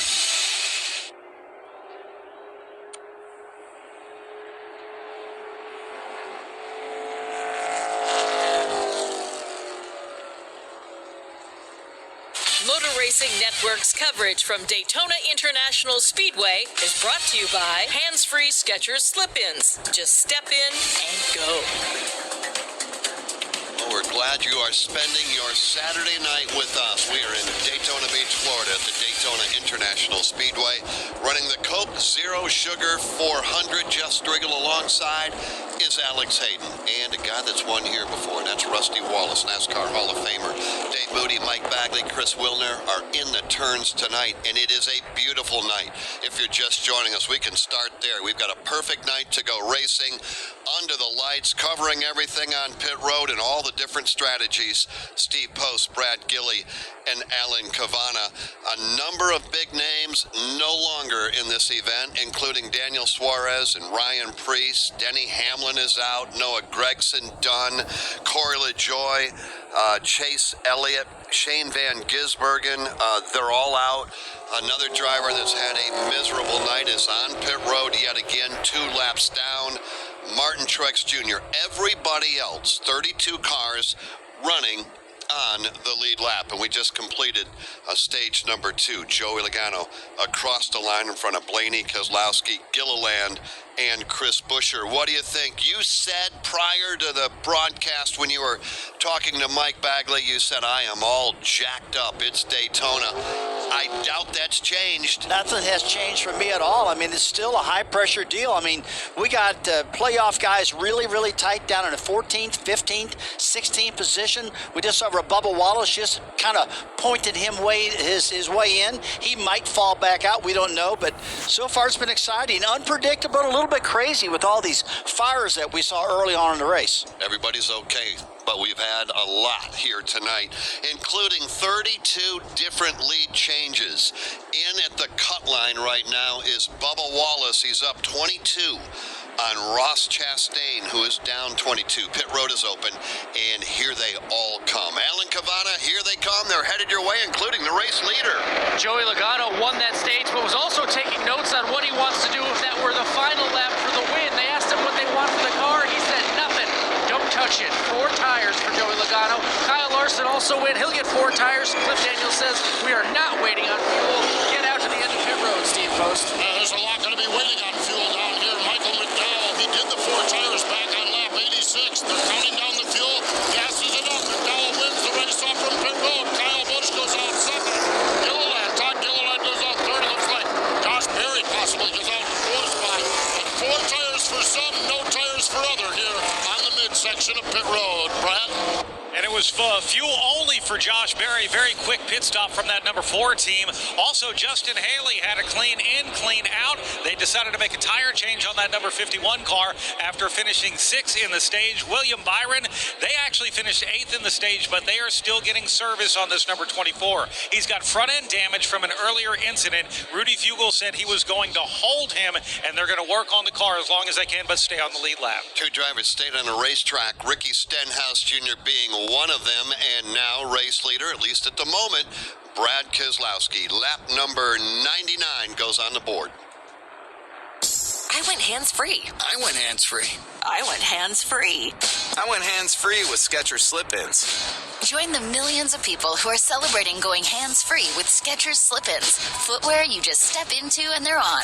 That's right. You don't have to bend down and you don't have to touch them, which is why people can't stop talking. After trying Skechers Slip-ins, I want all my shoes to have this technology. So how do hands-free Skechers Slip-ins work? It's like they have an invisible built-in shoehorn so your foot slides into place. Then our heel pillow keeps your foot comfy and secure. And Slip-ins are for the whole family, men, women, and kids, in all your favorite Skechers styles. It's crazy how something as simple as a pair of shoes have made my life better. I went hands-free with Skechers Slip-ins, and I'm never going back. See what everybody can't stop talking about. Go hands-free with Skechers Slip-ins at a Skechers store, Skechers.com, or wherever stylish footwear is sold. One to go at the line from Daytona International Speedway. This is the Motor Racing Network, the voice of NASCAR. Hey racing fans, William Byron here, driver of the number 24 Liberty University Chevy. Did you know that Liberty is not only my sponsor, but also my school? I'm getting a world-class education, and you can too. Whether you study at Liberty's beautiful campus in Virginia with state-of-the-art facilities in NCAA Division I athletics, or with the convenience of LU's 600-plus online programs, Liberty University has the fit that's right for you. Learn more at liberty.edu/24. That's liberty.edu/24. You crave power, but your ride is holding you back. Feeling the burn of mediocrity instead of the thrill of domination. E3's cutting-edge tech, the same spark that fuels NASCAR champions, also delivers maximum fuel efficiency, so you spend less time at the pump and more time at the track. This is championship performance. This is E3 Spark Plugs. Don't just dream of speed. Make it your reality. Power, speed, endurance. E3. What are you running?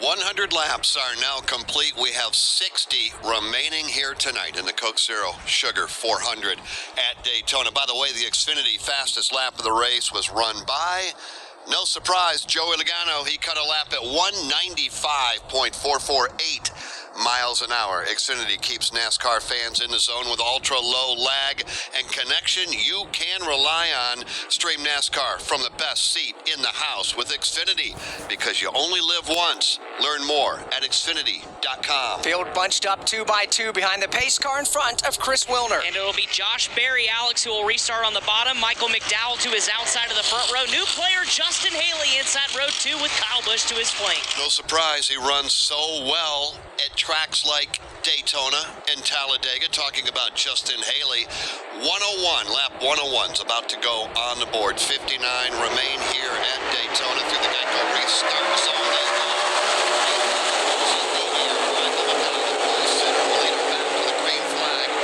Josh Berry working down to his inside, side by side, back to 1. The advantage goes to Michael McDowell on the virtue of having far better drafting help. Just down as the drafting help arrive on the back bumper of the Josh Berry machine. Away is McDowell. Kyle Busch on the outside ride second. Berry trying to rebound to the bottom. And he'll do it in a side-by-side battle for third with Harrison Burton. Here they come up the Daytona Superstretch.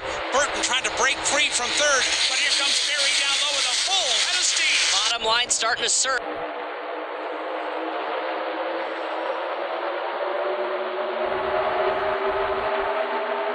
Berry now goes upstairs, and Michael McDowell plays defensive driving at the front of the field.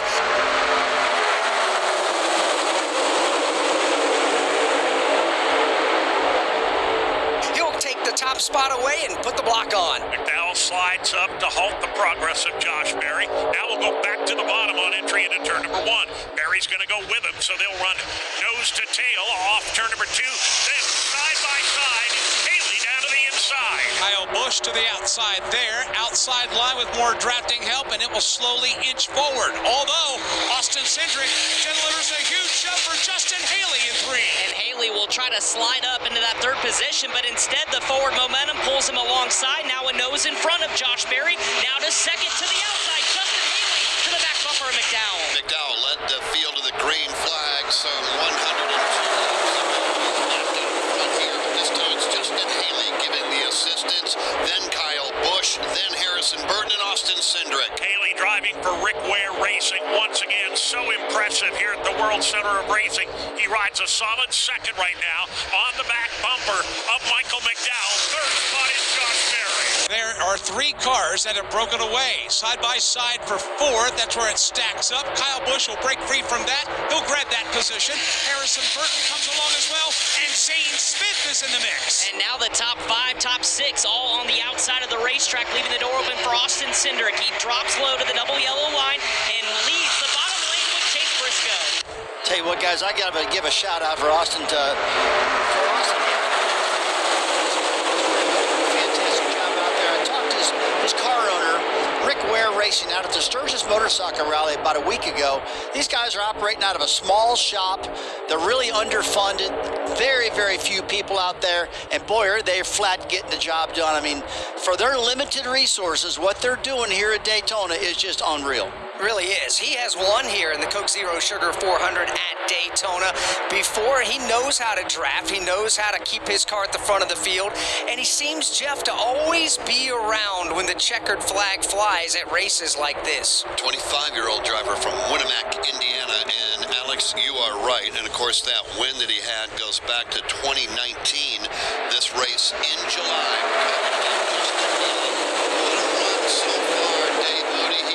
Second, right behind Michael McDowell. For the moment, at least, he is content to ride in the tire tracks of McDowell. Josh Berry will do the same as he runs in the third spot. 2 car lengths back to fourth. That's where Kyle Busch runs the outside lane. Down low is Austin Cindric. Side by side, they will race up the Daytona Super Stretch. Both drivers with drafting help. Up front, it is a 3-Ford breakaway. Then comes the Chevy of Kyle Busch in fourth for now. And that gap starting to close back in. It was about 2 car lengths back to fourth. And here comes Austin Cindric to the inside, now to the outside as the front 3 block that run. Michael McDowell leads the train off of 4. Doing a great job of defensive driving while fireworks each side. Back to the start-finish line. Michael McDowell shows the way. 55 laps to go. Fords occupy the first 5 spots. Outside lane, unmolested for the moment, runs 1, 2, 3, and 4, led by Michael McDowell. Down low, trying to fight his way back into the top 5, and succeeding is Chase Briscoe. Oh, Briscoe almost slid up in front of Kyle Busch. He had to pull the car to the left. He almost created the big one out of 2. That's going to put him in the middle with no drafting help as everybody will score by inside and out. And that stacks up the field about 5th on back as things settle out towards the front of the field. Best battle side by side just outside the top 5. Here comes John Hunter Nemechek battling Harrison Burton. We have 54 laps to go. The top 5, nose to tail, across the line. Alex Hayden, it's Michael McDowell, Justin Haley, Josh Berry, Austin Cindric, and Kyle Busch. Now that is your top 5. The rest of the top 10 at the moment, and tip a cap to Harrison Burton. He has had that Wood Brothers Ford Mustang in the top 10 all night. Once he got there, John Hunter Nemechek, a new player in the top 10. So is Zane Smith in 8th, Kyle Larson 9th, and Austin Dillon completes the top 10 on lap 106. Welcome to the broadcast. A great friend of the Motor Racing Network, Nicole Krager, Executive Director of the NASCAR Foundation. How are you this evening? Doing great. Thanks for having me on, guys. Absolutely. Thank you. Now, we want to start this all off by saying your team and everybody over at Speediatrics at Halifax Health here, just behind the Daytona International Speedway.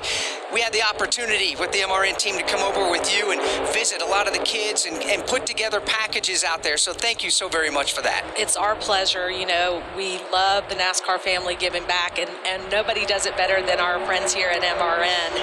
And anytime we can brighten this child's day in the hospital, we want to do that. Now, we packed boxes for the kids in the hospital, including teddy bears. And that's a special thing that's upcoming. September 9th, I believe, is the date. That's right.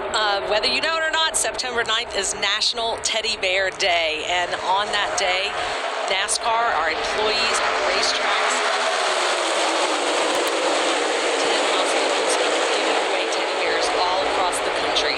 So, Speediatrics, I mentioned that a moment ago and what we were able to go over and do and spend time with the kids and the staff there. What is Speediatrics? So, Mrs. France coined that word many, many years ago. Take speed, pediatrics, put it together, and what do you got? Speediatrics. It's a place, but it's also a program that's near and dear to our heart. You know, thanks to great friends, partners like Matt Collig and Collig Racing, we will be doing this campaign, and our NASCAR fans can be a part of it. For $25, you can make a donation and give a teddy bear to a child in the hospital. How can they do that? Go to our website. It's right on the homepage, NASCARfoundation.org.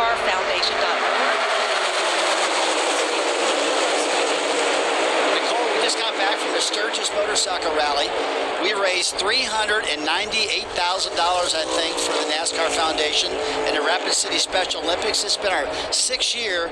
We raised more money this year for the foundation than we ever did at the Sturgis Rally, and it was just a fantastic time. We sure did, Rusty, and because of the generosity of so many, it lets us do things like go into the hospital, visit 110 hospitals, take Speedy Bear to the kids.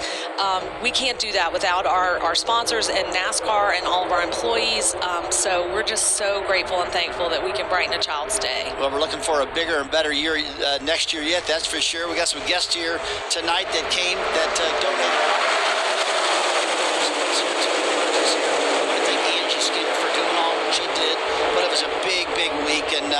It was a wonderful time. So now, I think it's time to go back to racing. Have at it, boys. One more time, how can folks donate? Go to NASCARfoundation.org. It's right on our homepage. $25 sends a bear to a child in the hospital. Please help us out, folks, if you don't mind at all. That's Nicole Kreger, Executive Director of the NASCAR Foundation. A lot of great people in our industry, both staff and fans. Rusty Wallace, you're one of them. Nicole, you're another one. Thank you for what you do.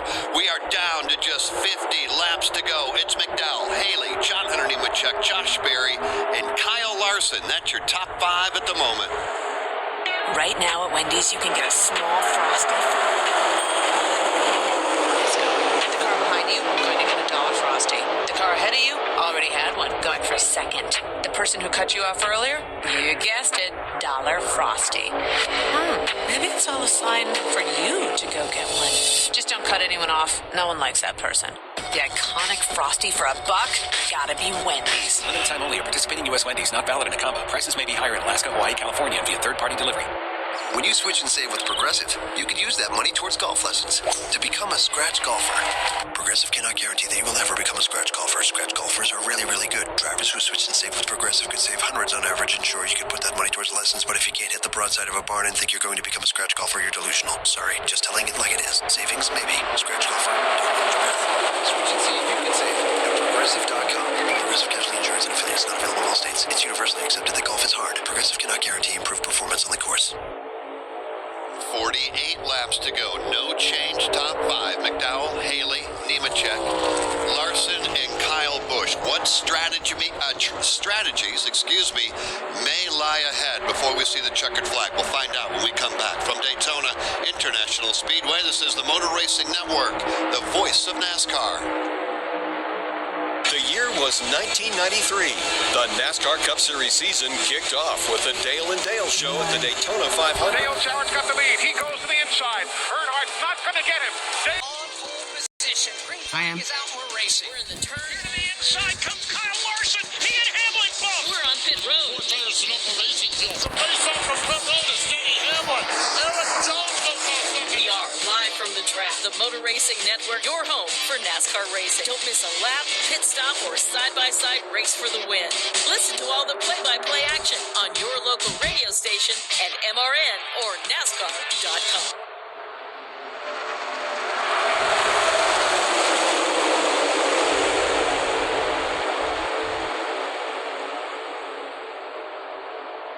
Business now beginning to pick up from 7th on back. Top 6, nose to tail. McDowell, Haley, John Hunter, Kyle Larson, and Kyle Busch.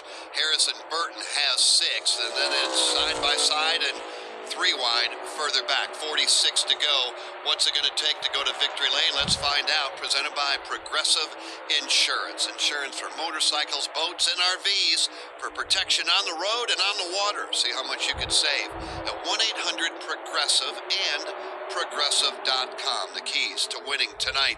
Brought to you by Progressive Insurance. We heard from 2 drivers, Austin Dillon and Eric Jones, back in the essentially said the same thing. Handling is going to come into play in the running of tonight's Coke Zero Sugar 400.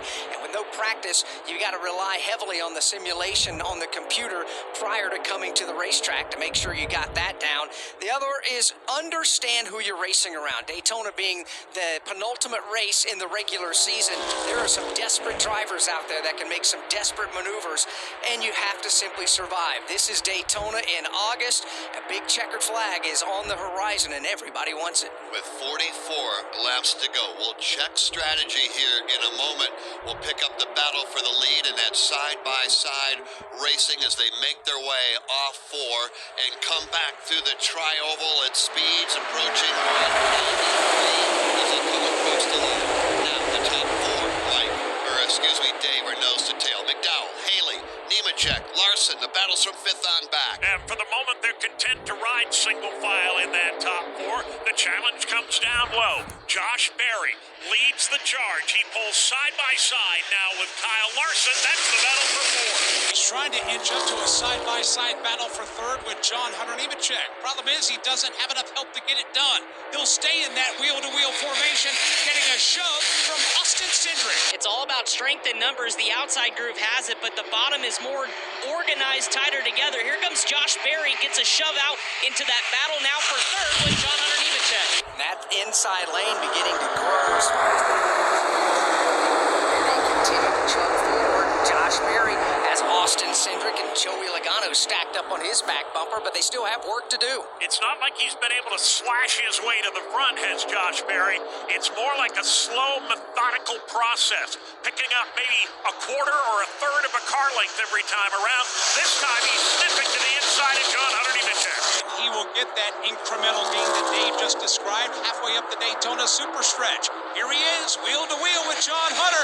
Matter of fact, Justin Haley sees him coming and throws a block. Haley to the bottom, so too's your race leader. Justin Haley takes the nose off of Josh Berry as they go to the top side. Here comes Austin Cindric now in the battle for 3rd. He's looking for 2nd on the bottom. Well, that was a big moment there for Josh Berry and Justin Haley. They go 2-3 across the line. That opened things up downstairs. Team Penske filled the hole. Austin Cindric and Joey Logano, 41 laps to go next time by. You know, when you're running out front, you're wide open. Am I wrong, Rusty? And if you're running mid-pack, you're what, about half throttle? That's what it looks like. We've been watching some throttle traces up here in the booth, and right now McDowell is running wide open every single lap. And back about 4 or 5 cars, we saw the 47 car of Ricky Stenhouse throttling back almost halfway. That's how much fuel he's saving in the middle of the pack. The field now shuffles up in front of Chris Wilner. And Justin Haley takes the lead, slides high off of 4 to protect the lead as Justin Haley takes it off 4. He has 9 laps in his career here, but Justin Haley leads at Daytona on lap 119, but here they come back to the outside. In typical Justin Haley fashion, he bided his time until the opportunity presented itself, and then he pounced on it. But he's not going to keep the lead for very long. Bottom line comes after him. To the lead now goes Justin Haley. Justin Haley swings wide out of 2 up against the outside wall. That leaves the inside line wide open, led by Austin Cindric. He's got drafting help from Logano, Keselowski, Buescher, and Cody Ware. Team Penske thundering on the bottom of the racetrack. That brings Haley, a race leader, in tow. So now the bottom lane has numbers as Justin Haley continues to lead side by side for 2nd. As Haley goes from the bottom to the top. They get to the line. 3 laps to go. Austin Cindric now gets a good run on the bottom of the racetrack. He's got drafting help from his Team Penske teammate, Joey Logano. Here they come into turn number 1. Cindric and Logano trying to work together. They are up in with Cindric into a side-by-side battle for the number 2 position. Haley slides up to block the outside lane. He'll be looking back low by the end of the backstretch. Justin Haley, quite the maestro right now. First to the inside, then to the outside. Right now, he rides, leading the outside line, but here comes Austin Cindric down low. Cindric thunders into turn number 3 to the inside at the door right now of Justin Haley as they battle 2 by 2. The first about 8 rows battle for the lead as Haley by nose off 4. Got a couple of guys out front that have won here before. Cindric has won the Daytona 500 and Justin Haley has won here. Last time by day, the top 32. All the drivers on the lead lap separated by 2.5 seconds. That means just about everybody figures they got a chance to win this thing if they play their cards correctly. Here they come off turn 2. Justin Haley continues to lead the pack. And they'll bring Michael McDowell along for the ride as well. Those 2 ride all by themselves. Double wide action behind them further back. Here's Cindric. He'll look to the inside of Berry. That's the wheel-to-wheel battle for 3rd. And Josh Berry now has John Hunter Nemechek as out wide goes Justin Haley to protect the top. Hello, Michael McDowell on the bottom. McDowell will nose out front off of 4. Haley's still there on the outside. Well, I'll tell you what, guys, they're running some of the fastest laps right now, close to 194 miles an hour a little while ago. drivers up front or not? Well, let's find out right now from the pit lane what the thought process is down there. This trip to pit road is presented by Wendy's. Wendy's Saucy Nugs are taking nugs to a whole new level. Choose from 7 different flavors. For a whole new way to nug, it's got to be Wendy's at participating U.S. Wendy's. Steve Post. First off, Alex, everyone has to stop again. They all have to stop again, and they stop now, they can get enough fuel to go to the end of the race. The question is, when do they stop? The goal is to be on pit road as short a time as possible. So what do you need to get to the end? You're going to stretch this probably another 20 laps. I would guess about 20 laps. It is interesting, though, they've been preaching to Michael McDowell, save fuel, save fuel, save fuel, and lap times have gone up and up. So that might impact it as well. But I think we're going to be about 20 laps, and then we're going to be busy as all get out here on pit road. In the midsection of pit road, Brad Gilly, easy for me to say, Brad Gilly, what are you following? I'm following Justin Haley right now, who's out leading this race. He was told to save fuel right before we went back to green, but ever since then, veteran spotter Chris Osborne has been on the roof doing nothing but directing him on how to get around this racetrack and how to get in front of Michael McDowell. Also, Austin Cindric, another driver, Josh Berry, another driver. They were told to save fuel, but they have not had any of that conversation since we've started racing here. Everyone expects to slow down and everything stays normal and there's fuel only on their final stop. But as we know, this is Daytona. We'll have to see what stays normal. Alan Cavano, what's happening on your section?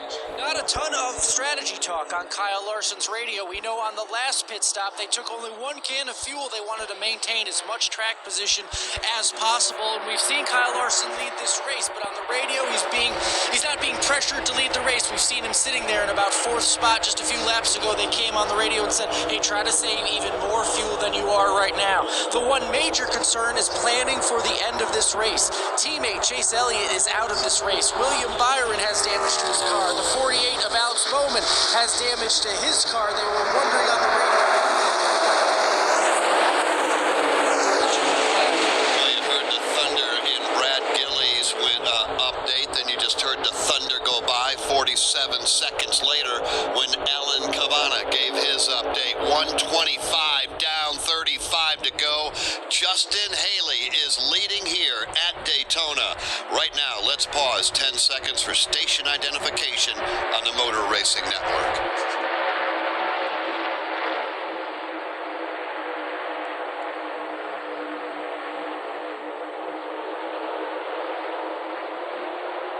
We have 35 laps remaining in the Coke Zero Sugar 400 at Daytona, and it's Justin Haley with the race lead over Josh Berry.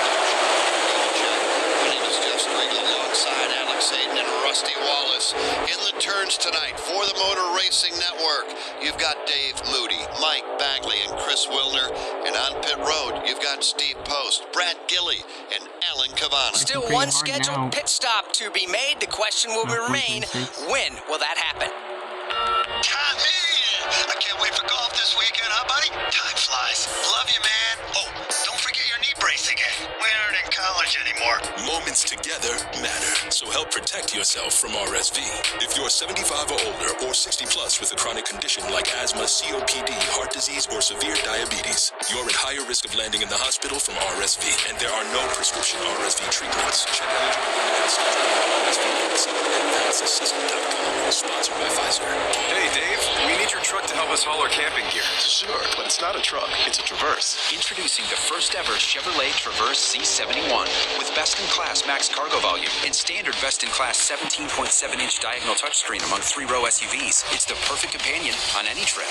Make the most out of life's adventures in a Chevy Traverse. Chevrolet, together let's drive. Based on latest available competitive data, with rear seats folded flat, cargo and load capacity limited by weight and distribution. No change at the front of the field. Justin Haley continues to show the way, and this time by, we'll be down to just 32 laps remaining here in the Coke Zero Sugar 400. From Daytona International Speedway, this is the Motor Racing Network. AI might be the most important new computer technology ever. It's storming every industry, and literally billions of dollars are being invested. So buckle up. The problem is that AI needs a lot of speed and processing power. So how do you compete without costs spiraling out of control? It's time to upgrade to the next generation of the cloud, Oracle Cloud Infrastructure, or OCI. OCI is a single platform for your infrastructure, database, application development, and AI needs. OCI has 4 to 8 times the bandwidth of other clouds, offers one consistent price instead of variable regional pricing, and of course, nobody does data better than Oracle. So now you can train your AI models at twice the speed and less than half the cost of other clouds. If you want to do more and spend less, like Uber, 8x8, and Databricks Mosaic,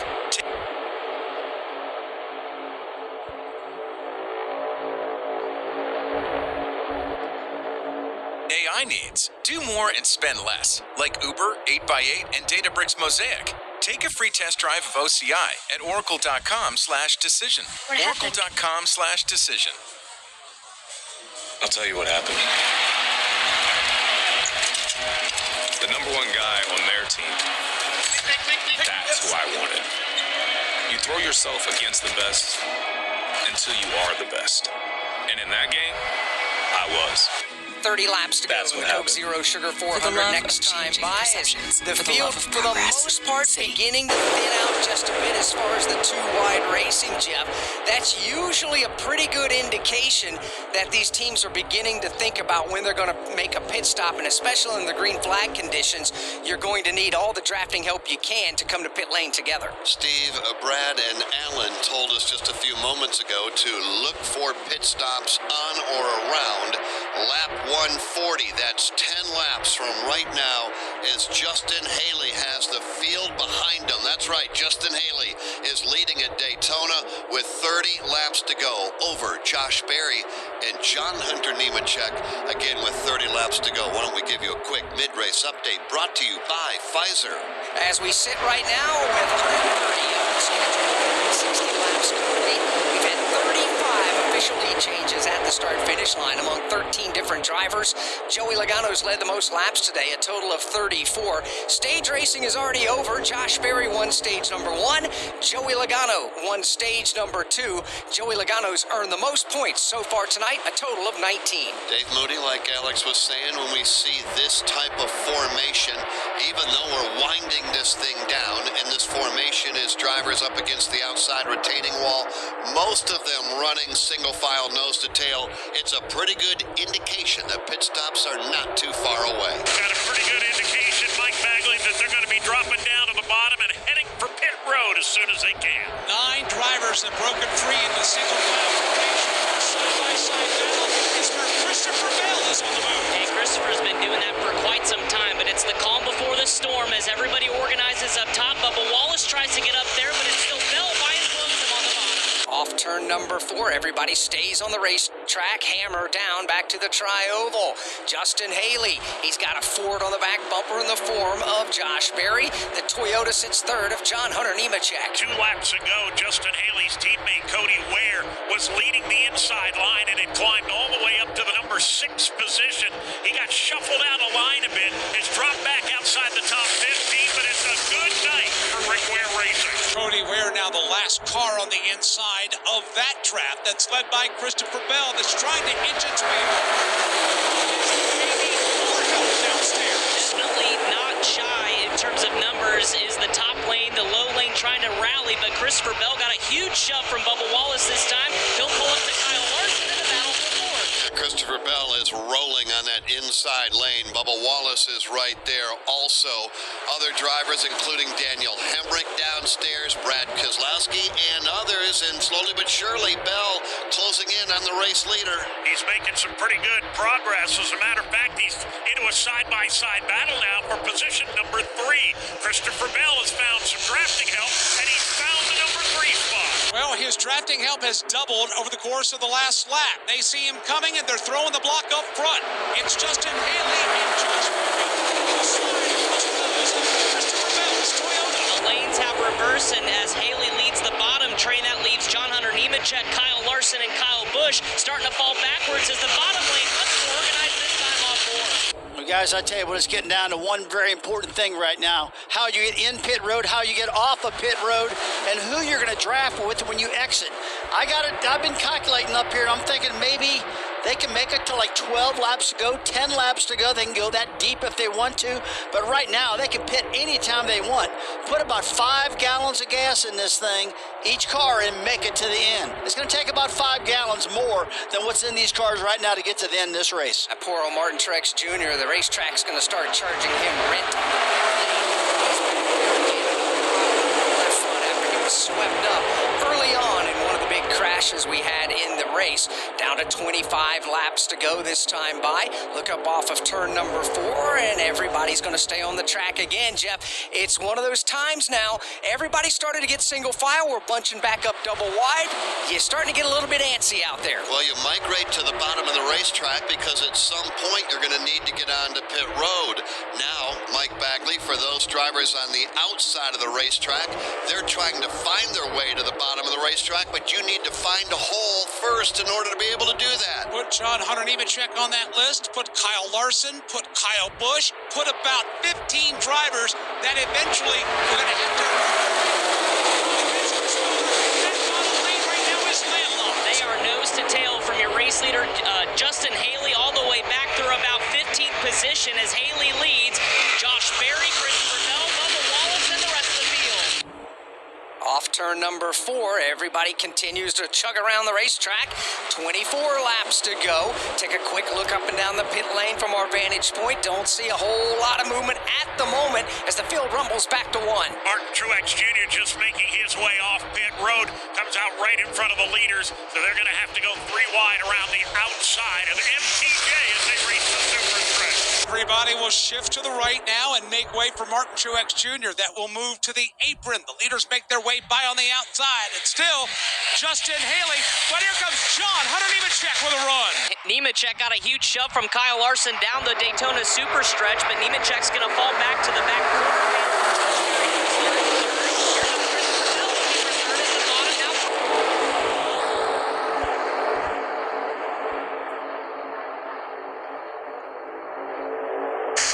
Down low. Chaos at 190 plus miles an hour into turn 3. Kyle Busch still leading that third lane on the outside. He's got Todd Gilliland and Daniel Hemrick to the inside as they're side by side for the lead. They are again mixing things up right at the front of the field to the line. Inside lane has the advantage by a pure inch or so. Justin Haley leads. John Hunter Nemechek is second. Kyle Larson now up to third. Craftsman is back on track. Support your local Children's Miracle Network Hospital and save 20% off select Craftsman V20 products. Shop this deal of the race at Ace Hardware. Do it fast. Do it proud. Do it with Craftsman. 20% savings offer available at participating Ace Hardware stores and on acehardware.com.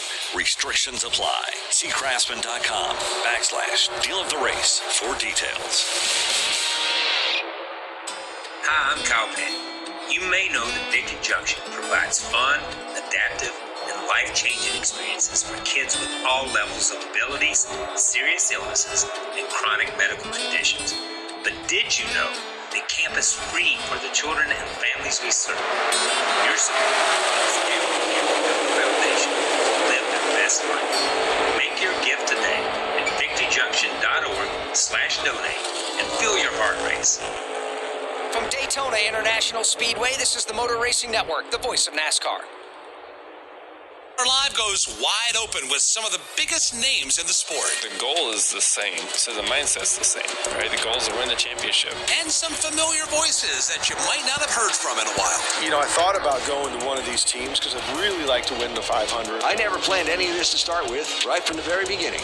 No matter what driver or what era is your favorite, NASCAR Live Wide Open has every corner of the fan base covered. Subscribe now wherever you listen to podcasts. This is Steve Post. If you love sprint cars, you'll love Wing Nation. All the latest sprint car news and interviews from the stars of sprint car racing from around the country. Join Ashley Strumming, Aaron Evernham, and me every Tuesday on Motor Racing Networks and Wing Nation's Facebook pages. We go live with the weekend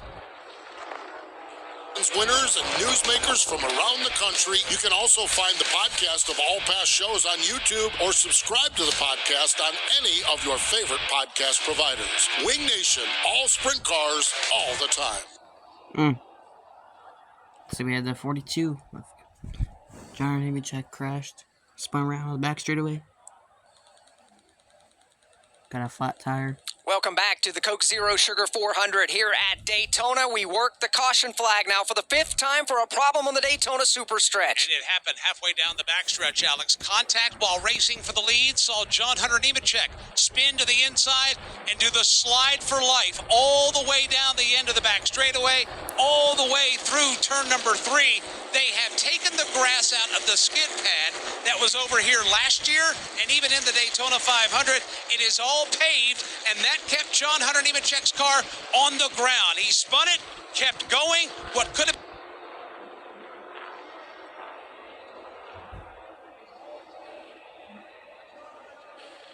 Larson behind, and Kyle Larson with an aggressive bump to the rear tail. Because what we build isn't just in front of us, but what we leave behind. Craft John Hunter Nemechek, and around goes John Hunter, but at the front of the field and collecting nobody. Alex Hayden, that could have been really big and really bad. Yeah, they got away with one there as we come to the line under caution. Pit road remains closed. 19 laps to go as we sit right now. It is Kyle Busch in the Cheddar's Chevrolet as the race leader. Austin Cindric is second.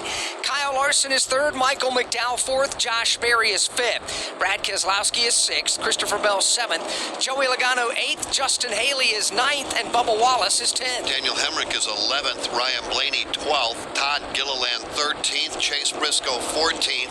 15th, Eric Jones. 16th, Chris Buescher. William Byron 17th. Harrison Burton 18th. Zane Smith 19th. And Cody Ware is 20th. Alex Bowman is 21st. Tyler Reddick 22nd. Ricky Stenhouse Jr. is 23rd. Austin Dillon is 24th. Austin Hill 25th. Ty Gibbs is 26th. Carson Hocevar 27th. BJ McLeod is 28th. Parker Retzlaff 29th. And Ross Chastain is 30th. Joey Gase 31st. John Hunter Nemechek now from the lead back to 32nd. And we have 32 cars on the lead lap.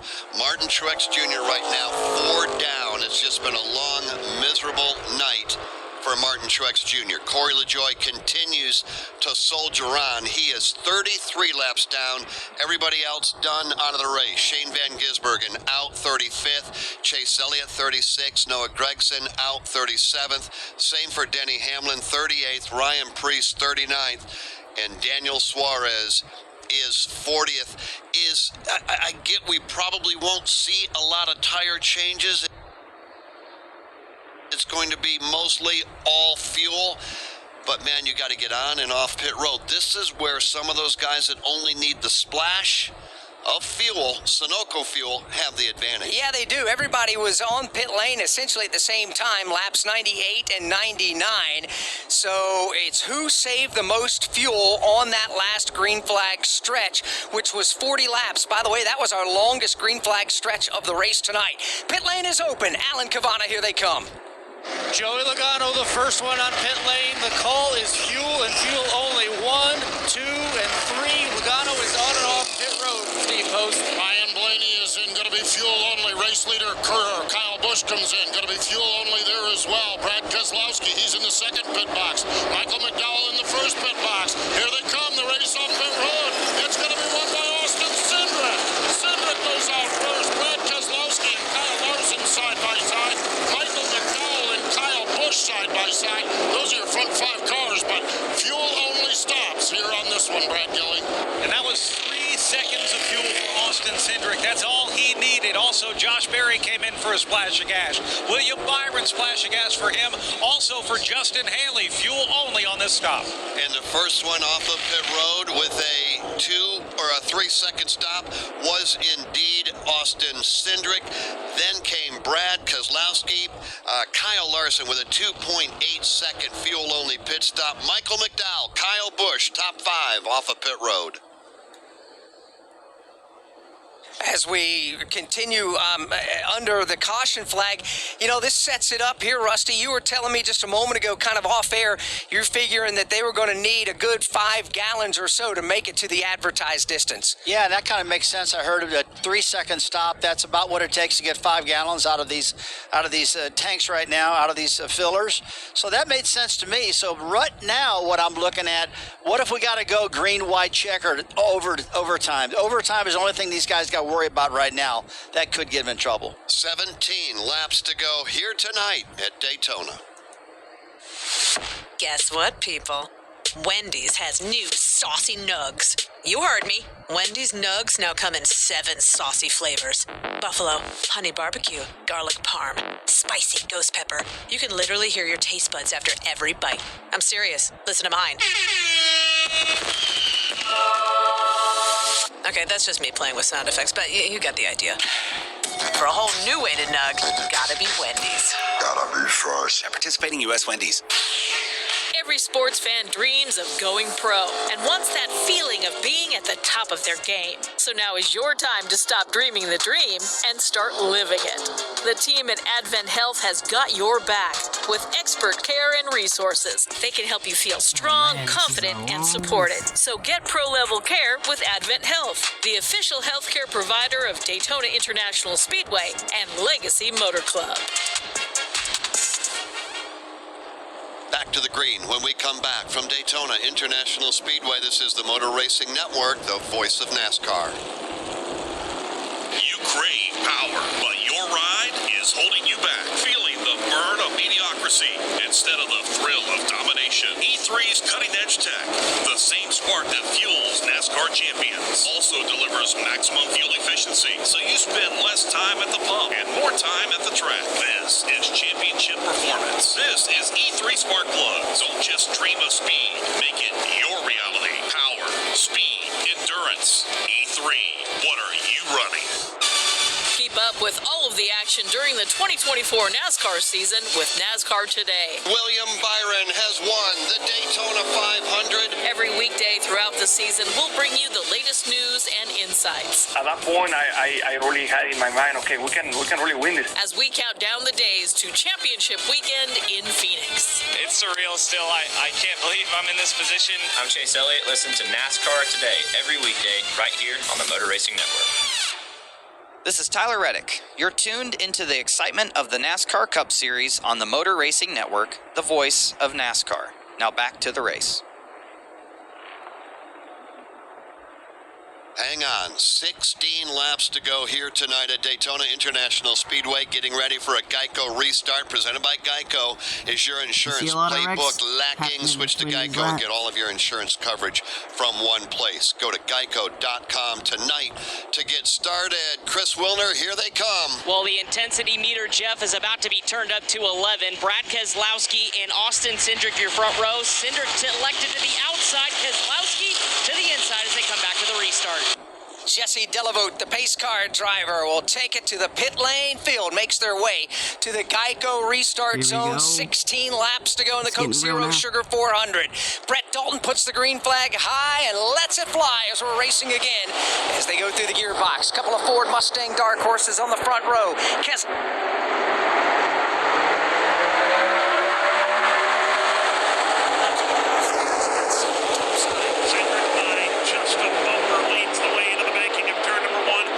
Keselowski is right there as well. Everybody's got oodles of drafting help. Nobody able to get the advantage. They are 2 by 2 to the super stretch. Field is stacked up in close formation as they make their way out of turn number 2. Brad Keselowski paces the inside line. Austin Cindric paces the lane to the outside. Kyle Larson shows Austin Cindric to the lead. And he continues to do so as they enter turn number 3 in the banking, as Kyle Larson will then back off as Austin Cindric now is a half car length lead to the outside. And here comes Brad. He's got Michael McDowell as well on the bottom. Yeah, 15 laps to go here tonight under the lights on a Saturday night. The top 10 full of Fords and Chevrolets. Fords out front at the moment. Cindric on the outside. Keselowski trying to make him challenge as he chucks down low. He's got the lead now. He surges underneath to the inside with drafting help from Michael McDowell, Joey Logano, Brad Keselowski to the lead. Into the clean air goes Brad Keselowski is all by himself out front. Austin Cindric trying to change that from the outside and will. Here's Austin Cindric, wheel to wheel for the lead on the end of the back straightaway. About a half a door up ahead of Brad Keselowski on the outside, but Kyle Larson tucks up right back under the back bumper of Cindric on the outside lane. Shoves off Cindric off the corner. Brad Keselowski, the first car on the inside lane, won't be there long. He has been penalized by NASCAR for a restart violation. He's going to at speed. What a heartbreaker for Brad Keselowski, flying the King's Hawaiian colors. He's still digging down low.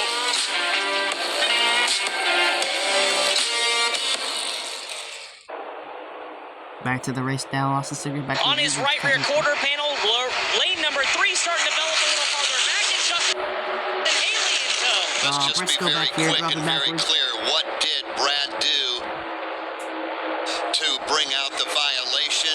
He was actually ahead of Austin Cindric Harrison Burton by a matter of 2 feet through the Geico restart zone. Cindric was the leader. He has to be the first one to clear the box. He was not. Brad beat him by 2 feet. And that's going to cost Brad more than likely any shot, Mike Bagley, of going to victory lane here tonight. Heartbreak for Brad Keselowski. He is in contention to win this one, but he has to serve that penalty. He is not lifting at all. He can't. Michael McDowell's nose is buried in his back bumper. And Michael McDowell shoves Brad back to the lead. McDowell in tow, and Brad's now got a full car length lead out in front, but here comes lane number 3, cracking the top 10 is Josh Berry. And here comes Brad Keselowski. He'll jam the brakes, get out of the way, hit 55 miles an hour, do a pass-through penalty. That's one less Ford Mustang Dark Horse in the front of the field with 13 laps to go. That will shuffle Michael McDowell to the front row on the inside. Joey Logano and a number of others. McDowell down low, outside Cindric. And behind Cindric, you've got 2 Kyles. You've got Larson leading Busch. And here comes that third lane rumbling up the outside. It is about to break inside of the top 10. And it's led by Josh Berry. Josh Berry got a shove from Alex Bowman, and Berry's going to crack the top 10. They're 3 wide from about 8th on back, but meanwhile, side by side up at the front of the field, Cindric by nose over Michael McDowell. And Dave, with 11 to go, we can see things begin to get just a little bit physical. From the front all the way to the tail end of the field, McDowell on the inside, Cindric on the outside, and a third lane forming up. It is showtime at the Apollo right now. People beginning to make calls that they would not have made 10 or 15 laps ago. People throwing blocks that they would not have thrown 10 or 15 ago. From the pack, it's 3 wide from 5th on back. Josh Berry up to the 6th position now. Larson moves and throws the block. Larson's trying to go up the gut. Larson will. 3 wide for the lead at Daytona. Young Money with the power move, courtesy of Kyle Busch, who shoves him into the battle for the lead. They're 3 by 3 by 3. Corner number 4 at Daytona. in the turn number 3. Business picks up as the laps get fewer. 10 laps to go at the World Center of Racing. Outside lane has the advantage by a fender. That's going to be Austin Cindric, but the middle lane with Kyle Larson powers back. Middle lane beginning Larson now side by side with Cindric. Larson is in the middle. Cindric is up top. That's the wheel-to-wheel battle for the lead. Chugging on the inside. Here comes Michael McDowell. Michael McDowell's going to lose pace just a tad. That leaves Larson and Cindric to race for the lead. Cindric now will get a shove. He'll go out in front thanks to Josh Berry. Here comes McDowell thanks to Logano. Logano recharged the batteries for Michael McDowell. Just shoves him out ahead about a full car length to the lead. Where does he go? They're 3 wide behind McDowell to the top to block Larson. Keep your eye on Kyle Busch, guys. He's got a strong car right behind Kyle Larson right there. He's been up front the last 15 or 20 laps. That number 8 car is running great right now. And boy, do they need a good finish for Richard Childress Racing. Michael McDowell gets turned in the face of the field. Oh, my heart, they're coming apart. Everybody's torn up. 3 cars. Oh, goes the 34 car. Upside down. Through on the apron. Michael McDowell running second, trying to throw a block. He got turned up the banking in the face of the field. Reddick involved. Byron involved. Larson involved. Justin Haley is torn up. Bubba Wallace is torn up. McDowell, Joey Logano, and that's not nearly the full lifts. Caution on the speedway for the 6th time with just 9 laps to go, heading off into the 31 degrees of banking. Dave, you can feel the energy beginning to ramp up, and the energy was not positive. Yeah, you didn't have to be Karnak the Magnificent to figure out what was coming, Alex. 3 wide, nobody giving a lift, throwing monstrous blocks in every turn, and it just came unglued for Michael McDowell. He tried to move up the banking and throw a block. He was just maybe 6 inches too late, turned him head on into the wall in the face of the field, and it was just carnage from then on. And we are under caution. We're under caution now for the 6th time. Cindric will be shown as the race leader. Josh Berry, Kyle Busch. After that, at the moment, it's more than likely anybody's guess. This is Coke Zero Sugar. Could I be the best Coke ever? Try and taste with your ears. Hear those bubbles? Imagine them tingling on your tongue. Fizzy deliciousness. Listen to that cascading liquid. A mouth-watering waterfall. Irresistibly tasty. Zero sugar. Crisp. Refreshing. And ice cold. Is Coke Zero Sugar the best Coke ever? Try and decide. Hey, Dave, we need your truck to help us haul our camping gear. Sure, but it's not a truck. It's a Traverse. Introducing the first ever Chevrolet Traverse C71 with best-in-class max cargo volume and standard best-in-class 17.7-inch diagonal touchscreen among 3-row SUVs. It's the perfect companion on any trip. Make the most out of life's adventures in a Chevy Traverse. Chevrolet. Together, let's drive.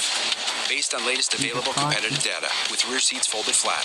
Cargo and load capacity limited by weight and distribution. Michael McDowell flew that Ford, I don't know, 100 feet, 200 feet. It was a long way on the hood of Joey Logano's Ford Mustang. McDowell down on all 4 tires, though. That car did not go over. From Daytona International Speedway, this is the Motor Racing Network, the voice of NASCAR. Wow. Hey racing fans, William Byron here, driver of the number 24 Liberty University Chevy. Did you know that Liberty is not only my sponsor, but also my school? I'm getting a world-class education, and you can too. Whether you study at Liberty's beautiful campus in Virginia with state-of-the-art facilities in NCAA Division I athletics, or with the convenience of LU's 600-plus online programs, Liberty University has the fit that's right for you.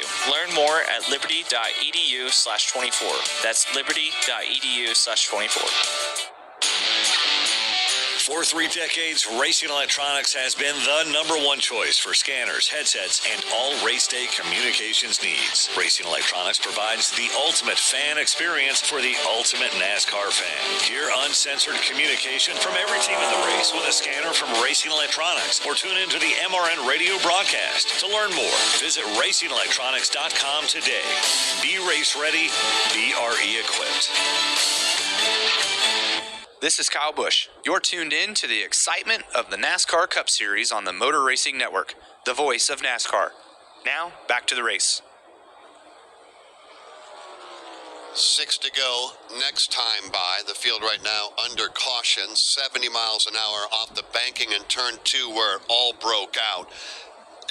We're only going to be able to scratch the surface, I think, with our first rundown. Involved in the crash, Justin Haley, Michael McDowell, Kyle Larson, Tyler Reddick, William Byron, Joey Logano, Bubba Wallace, everybody Alex Bowman. Up there just got You probably have a few more cars than what I have. Yeah, Ricky Stenhouse Jr., Christopher Bell got some of it, crazy. Ryan Blaney, Chris Buescher also got part of it. If you listen close, yeah, that's right. 2 more of our drivers right around the playoff cut line involved in this. Bubba Wallace is, and Chris Buescher got a chunk of it as well. When you look at the points as they run right now, Ross Chastain, who's got a beat-up race car from a wreck earlier, is back in the playoffs by 1 point over Bubba Wallace. As he came in, and here we are, that 1 point 153 laps ago has returned to exactly 1 point. What a ride for Michael McDowell. He was leading right up against the outside safer barrier. Behind him, Austin Cindric. Was it a bump going wrong? Don't know. That turned Michael McDowell. Michael McDowell then was clipped by Joey Logano at the bottom of the racetrack. That put Michael McDowell up and in the air, riding Logano McDowell's hood all the way up the racetrack, and Alex Thank you, Joey Bowman Logano. That would drove have been worse. directly He underneath the literally would car have done the of the Austin flying Cindric Michael like he did in McDowell. Spain. Yeah, but when he they went to scuffed turn up number the 1 right and side of the 2. car against the I'm sure you safer guys barrier, remember that. and as McDowell's car Where was Austin coming Cindric back learned down to to say things earth, McDowell. the left rear of Same McDowell's corner. car caught the spoiler of Alex Bowman's car and basically sheared it away on the left rear corner of that race car. So, very close call for Alex Bowman. Could have been a heck of a lot worse. As it is, they're going to be able to do a quick repair on that car and get him back in the competition. Dave Moody, I said earlier, and then we had the big one, just how close they were running, and I had just referenced the top 27 running a matter of a second and a half apart, and again it all broke out. That's the one thing about Daytona. If you have something small, not saying that the bump draft gone wrong is small, but where it happened at the front of the field turns out to be a colossal disaster for several. Running back closely, Jeff, just maybe 6 inches between front bumpers and back bumpers, maybe another 6 inches door to door. It doesn't take much of a mistake. It doesn't take much of a miscalculation at all to have happen what happened just a couple of minutes ago here in turns 1 and 2, when the entire field just exploded almost entirely. At one point, a grand total of 3 cars had made it through the wreck. Others managed to limp their way through eventually. But from fourth place on back, it was everybody in the pool. You're right about that, Dave. It was just insane how much carnage there was down there in turns 1 and 2 here at Daytona. So Dave Moody in 1 and 2, well, he's had some problems over in front of him in the race. Mike Bagley on the Daytona Super Stretch has had problems over there. And Chris Wilner over in turns 3 and 4, he too's had some issues with cars having problems. There's not one section of this racetrack, Jeff, that I guess you could call safe. No, not at all. And especially at our feet here when we get there, when that black and white checkered flag is flying over the Daytona International Speedway. We were watching Michael McDowell on the NASCAR TV with him being virtually upside down, windshield to windshield with Joey Logano.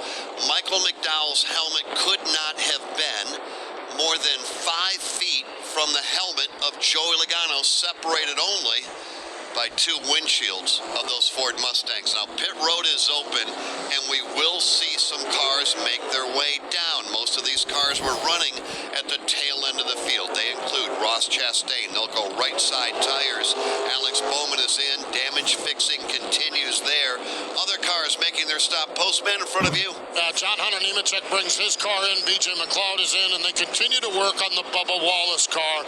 Damage on the front end, and they're working on the hood of that car to make sure they have good clearance on the hood. Continue to work on that automobile. You guys have referenced it.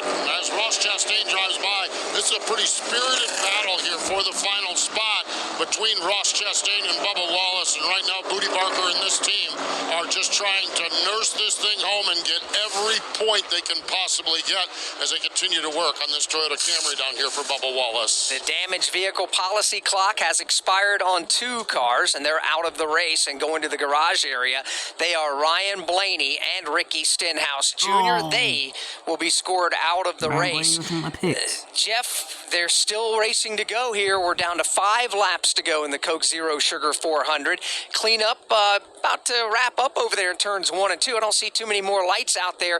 Just the jet blowers just blowing some of the debris, making sure it's completely off of the racing surface. I'm going to drop some names to you because we're talking about turning the playoff picture completely upside down. We have drivers in the top 10 at the front of the field that if they win, they're in, and that would be big for them and potentially lights out for others. So we've got Cindric and Josh Berry. Let's start with Josh Berry. How big? He's going to restart more than likely on the front row. Got a great race car. He won stage number 1, and he's gone to school here tonight, earning a lot of respect from the competition around him in the draft. Had a fast race car all night long. Jeff, he's got an excellent shot. Kyle Busch, 93 points back coming in. Rusty made the comment before we even put him under the green. Kyle Busch, win or it'll be lights out trying to win a championship. He is right now 3rd. He is indeed, and he's going to do all he can. Virtual must-win situation for Kyle Busch. He's in a great spot as they come to the line to get the 1 to go. Harrison Burton, 5th, even though he's not in the top 30 at the moment. How big would this be for the Wood Brothers? Huge. This would be win number 100 for the Wood Brothers, the legendary Wood Brothers. As we get the one to go, Austin Cindric is going to choose the inside lane. The Ford of Josh Berry will not go behind him. He'll go to the outside of the front row. Third to choose will be Kyle Busch. He'll go to the bottom of the racetrack. The Chevrolet of Byron will go topside. Christopher Bell, Harrison Burton, row 3, row 4, Austin Dillon, Todd Gilliland. And by the way, the rest, it didn't end where Alex, and thank you for doing that. I think that painted a perfect picture for Berry, for Busch, for Harrison Burton, but they're not alone. Also up there, Todd Gilliland and Green Austin flag in the Dillon suit. and Eric Jones. All of these drivers are in the top 10, and with a win, they're going to race for a championship. All you have to do is be moving, not necessarily rolling. You got to be moving, getting to the finish line when it's all said and done. Now, we are not going to overtime as of yet. There are still 4 laps to go. There'll be 3 to go once we come around here to take the green flag. So we're setting things up here, Jeff, for another thrilling finish at the World Center of Racing. Well, when you think of the aggression meter being pegged just because it's Daytona, it is and it will be. But now all of a sudden you have players up here recognizing, realizing that a win would turn their season around, and that opportunity, Rusty, to race for a championship. Yeah, talk about opportunities. What an opportunity for Brad Keselowski. He had to do the drive-through penalty, went to the very back of it. They wrecked, and now he's got himself back up Green to flag. 17th position. And I tell you what, if there's a couple more cautions, this guy could be up and hunt, even though he restarted all the way in the back. We're going to see how it plays out. Austin Cindric back up front. There's a bunch of hungry drivers that want to get to victory lane here at Daytona as we get set to put them back under the green flag. Under the lights here at Daytona with 3 laps to go. This is not overtime. Again, we have 3 laps remaining, and here we go. Green lights on. We're back underway. Cindric on the inside, Berry on the outside. Row 2, Kyle Busch and William Byron. Up to speed they go, headed to 1. Going to be interesting to see how much drafting help William Byron can provide up high, because the nose of his Chevrolet is thoroughly torn up from a previous accident. Cindric on the bottom of the racetrack has got the lead. Kyle Busch looking to follow him through for second. Nail-biting time it. And the 3. Ooh, Byron's got some sparks coming out of the car.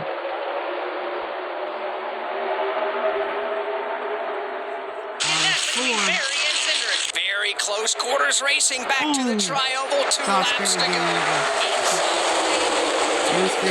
6 inches of advantage. It was for Austin Cindric, but here comes Josh Berry. Josh Berry after the Back to the outside line. He pulls even now. Side by side for the lead into the banking of turns 1 and 2. Here Cindric they by go, maybe a 1 nose, out of 2. maybe a foot, now half a car length. Austin Cindric leads down low. Josh Oh, Berry heel leads. trick. Berry gets turned, and the pack is The crashing 4 in the car back upside straightaway. down. 1 car is upside down. Upside down. Sliding is Berry. Oh He'll my make God. head-on contact upside down into the inside safer barrier. Oh the car no. is spinning around. End over Oh end. my He goes God. into the inside wall. William Byron's collected.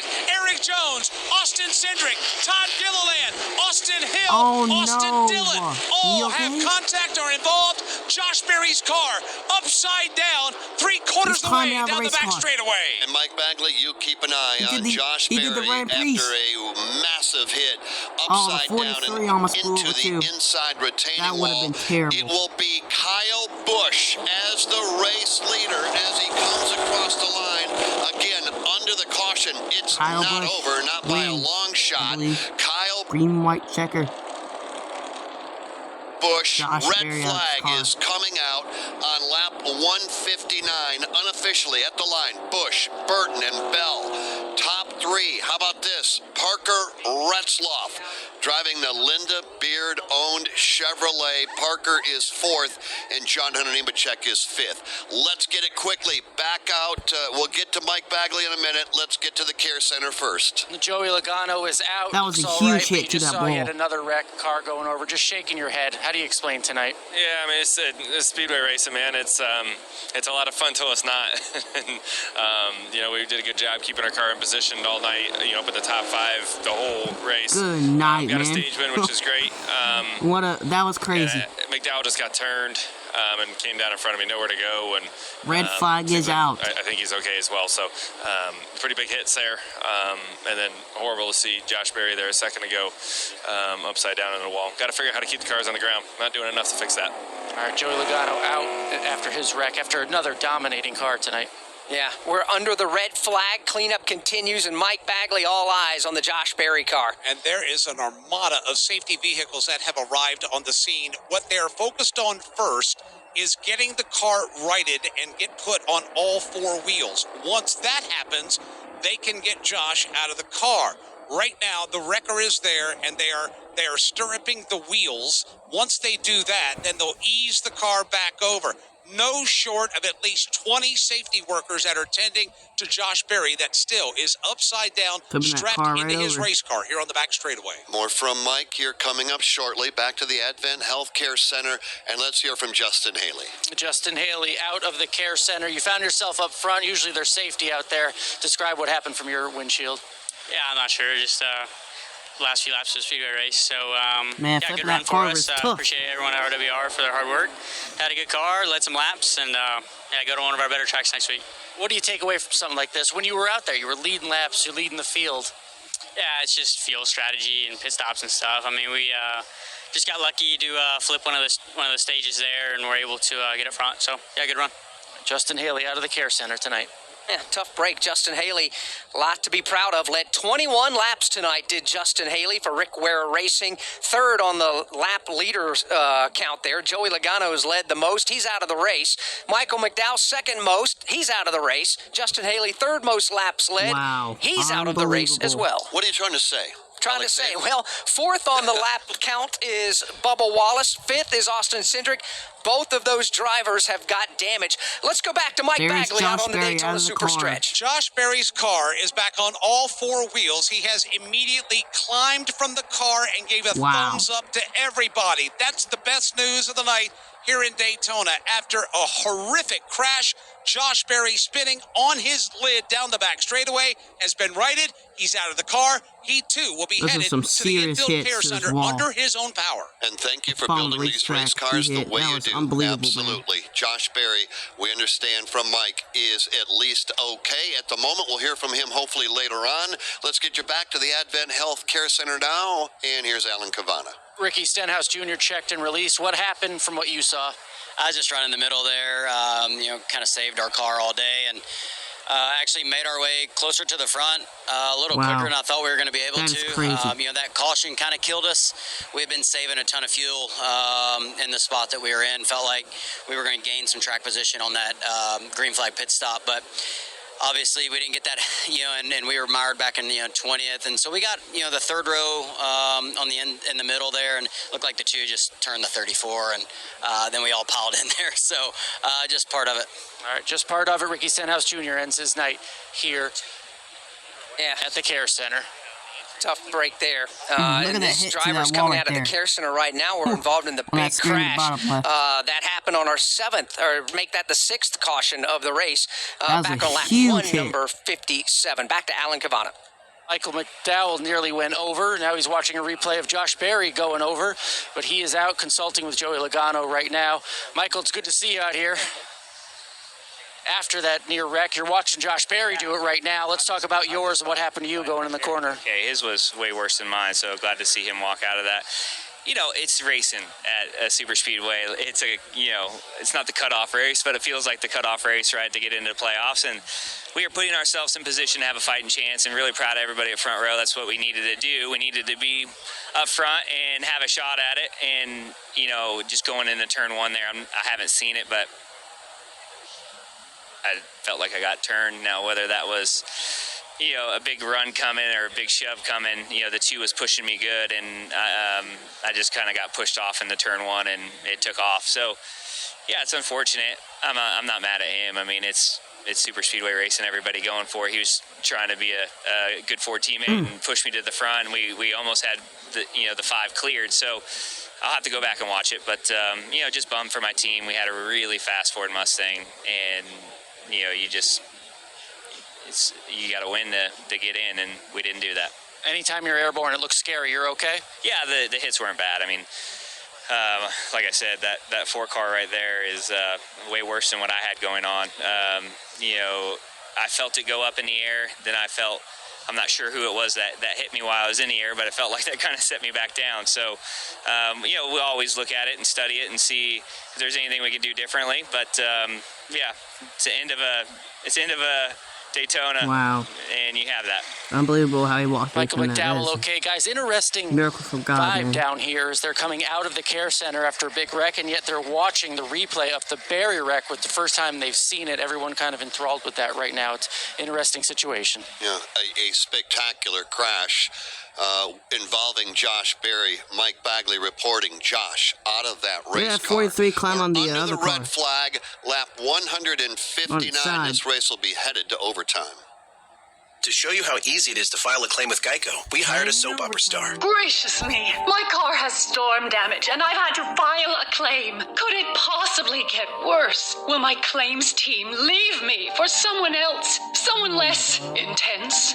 No. Actually, when you file a claim with Geico, you get your own dedicated claims team who promises to stay with you throughout the process. I've never known such loyalty. I can't wait for the second season. Geico. Great service without all the drama. What's better than 1 win? 3 wins. With Straight Savings, you keep your own phone, get 1 line for only $25 a month with real unlimited data, and get rewarded with a $200 phone credit after 12 months. It's a win-win-win. Head to Walmart or visit straighttalk.com today. Switch to Straight Talk. Less dollars, more sense. Straight Savings Plan enrollment requires compatible unlocked device and new line of service. Bonus device credit requires 12 months of active service. Offer ends if eligibility requirements are no longer met. Taxes and fees apply. Yellow For network flag is management out. practices, see Straight Talk's terms and conditions. Engines have refired. Let's get you back to the care center and catch up with Ryan Blaney. Ryan Blaney debriefing right now with teammate Joey Logano. Blaney was involved in that initial wreck with the 34. How do you explain the end of these races and what you see from here and what you can control? Yeah, I mean, honestly, I didn't really see much. It happened quick. I saw the Shell Pennzoil logo get really big really quick. Actually, I didn't even see that. I was looking at my mirror at the time, and next thing I knew, I was in the steering wheel. So, yeah, just things happen fast and unfortunate. Early ending to our evening. All right, Ryan Blaney in and out of the care center. Yeah, tough break for Ryan Blaney and everybody else who's been swept up in a crash here tonight. Back under the caution flag as the red flag has been lifted. From Daytona International Speedway, this is the Motor Racing Network, the voice of NASCAR. The year was 1993. The NASCAR Cup Series season kicked off with the Dale and Dale show at the Daytona 500. Dale Jarrett's got the lead. He goes to the inside. Earnhardt's not going to get him. Dale Jarrett is going to win the Daytona 500 by STP. Earnhardt second. The 1993 NASCAR Cup Series season. All the highs and lows. Relive them all on MRN's exclusive podcast, The 1993 Season. Available on podcast platforms and MRN.com.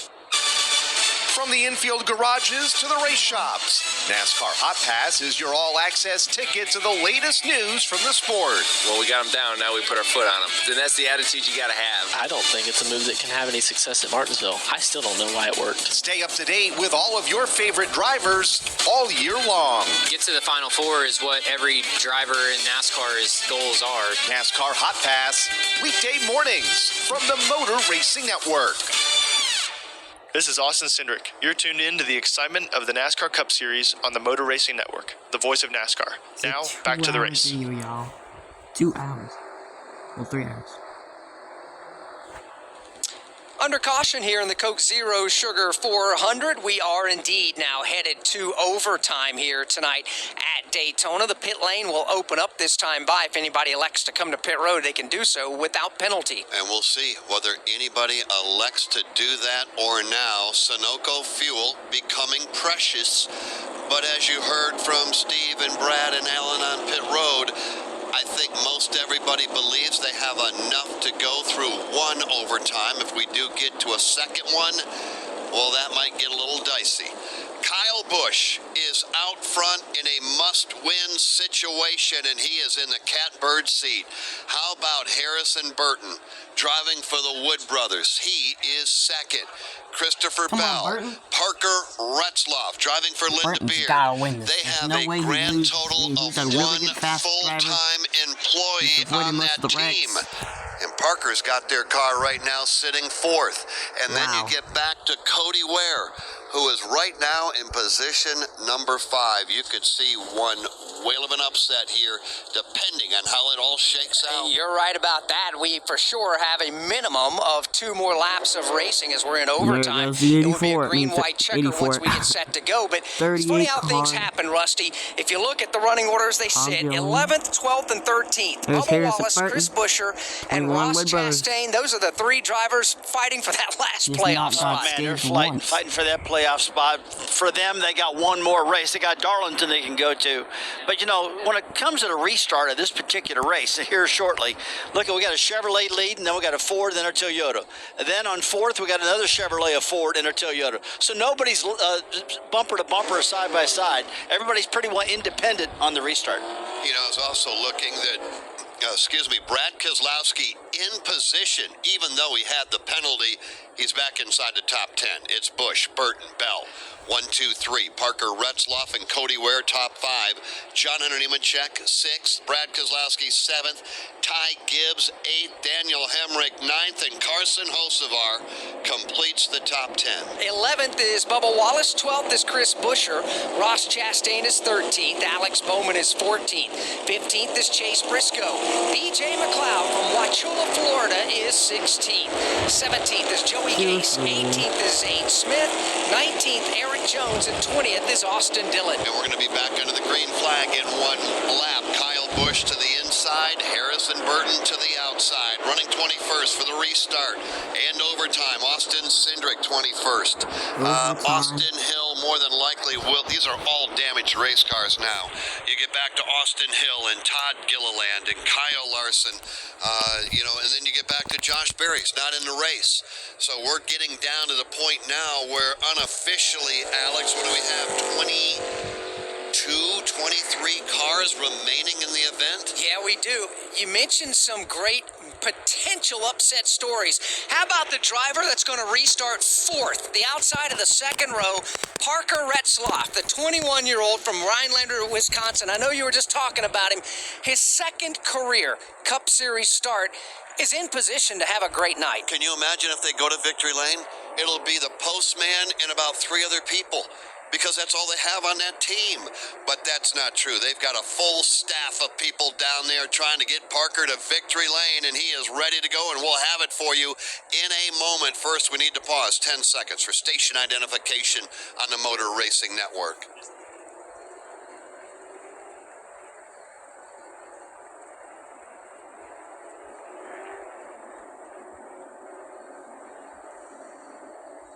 Welcome back to Daytona. Let's hear from Josh Berry. We are glad to be talking to Josh Berry. You just saw the replay for the first time. What do you see? Yeah, it just looked like the two got pushed into me, and of course, unfortunately, we're seeing a lot of these blowovers lately. But the green flag is back in the air. Daytona International Speedway.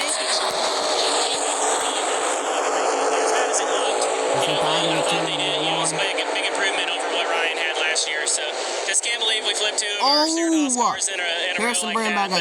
But just a great job by Rodney and this whole 4 team. We were in contention all night. Had a hell of a race car and had a shot at it. Oh, they're getting aggressive now. Thankfully, Brad Keselowski pushing green white 15 to checker 20. overtime as the green flag goes in the air. Kyle Busch, Harrison Burton, they huddle up headed to turn 1. Kyle Busch has the advantage into the banking at turn number 1. Something bad's trying to gonna happen. regroup with some drafting help on his back bumper. He is falling back. Busch to the lead. The low line coming through. Here comes Christopher Bell and Cody Ware. And here comes Harrison Burton in the outside line, trying to get up there, race for the lead. He's in a side-by-side battle for second. Here comes Harrison Burton blasting out the down into turn number 3. Thunders into turn number 3, Harrison but he's going to Burton. have to fall back to the Parker Retzloff machine to get another push. They're side-by-side for second, but... And off of 4. Here they come. 2 laps to go. Which been the most difficult season of they're getting his aggressive career, up front. barring injury. 3 wide of the triangle. Kyle Busch has got a couple of car lengths. That may not Oh, they're pushing, they're be a shoving. good thing. They're going to try Banging and on get door to door. Here comes Christopher Bell and Harrison Burton. Here As comes they got the into run, turn halfway number down the 2. back straightaway, half a lap to go. Kyle 60, Busch half a trying to lap. block the inside, trying to block the outside. Here comes Harrison Burton. Harrison Burton shooting out Parker of... Retzloff with There the it shove goes. of a lifetime. A Harrison huge Burton push leading from the the Wood brothers 62. through turns 3 and 4 for the final time. Burton dives low to protect Kyle Busch. Off of 4. Busch looks high. Now he goes to the long side. Oh! Harrison Burton puts the block on. He puts the block on him. The double yellow line. Under the double yellow line. Harrison Burton wins. Oh, and a car goes sliding off the screen. Then Kyle Busch, Christopher Bell, Cody Ware, Brian Keselowski and Ty spins out. Gibbs. Harrison Burton and the legendary Wood brothers win again at Harrison Daytona. Burton wins Harrison the Coke Burton, let's go to 400 at pit lane. Daytona. The 100th win for Wood They are Brothers Racing. celebrating down there on the Wow. entrance of pit road. Harrison Burton, the Wood brothers, win number 100 for the legendary Wood brothers. Behind the wheel, Harrison Burton. He scores the win in the Coke Zero Sugar 400 Incredible. at Daytona. To show you how easy it is to file a claim Wow. with Geico, That we hired a was Shakespearean insane. actor. Oh, woe is me. Wherefore are thy claims help when I hadst a fender bender? Pardon the interruption, but when you file a claim with Geico, your claims team will be in touch right away. But willst thee That kid forget is about me later when thou smiling. needest updates? No.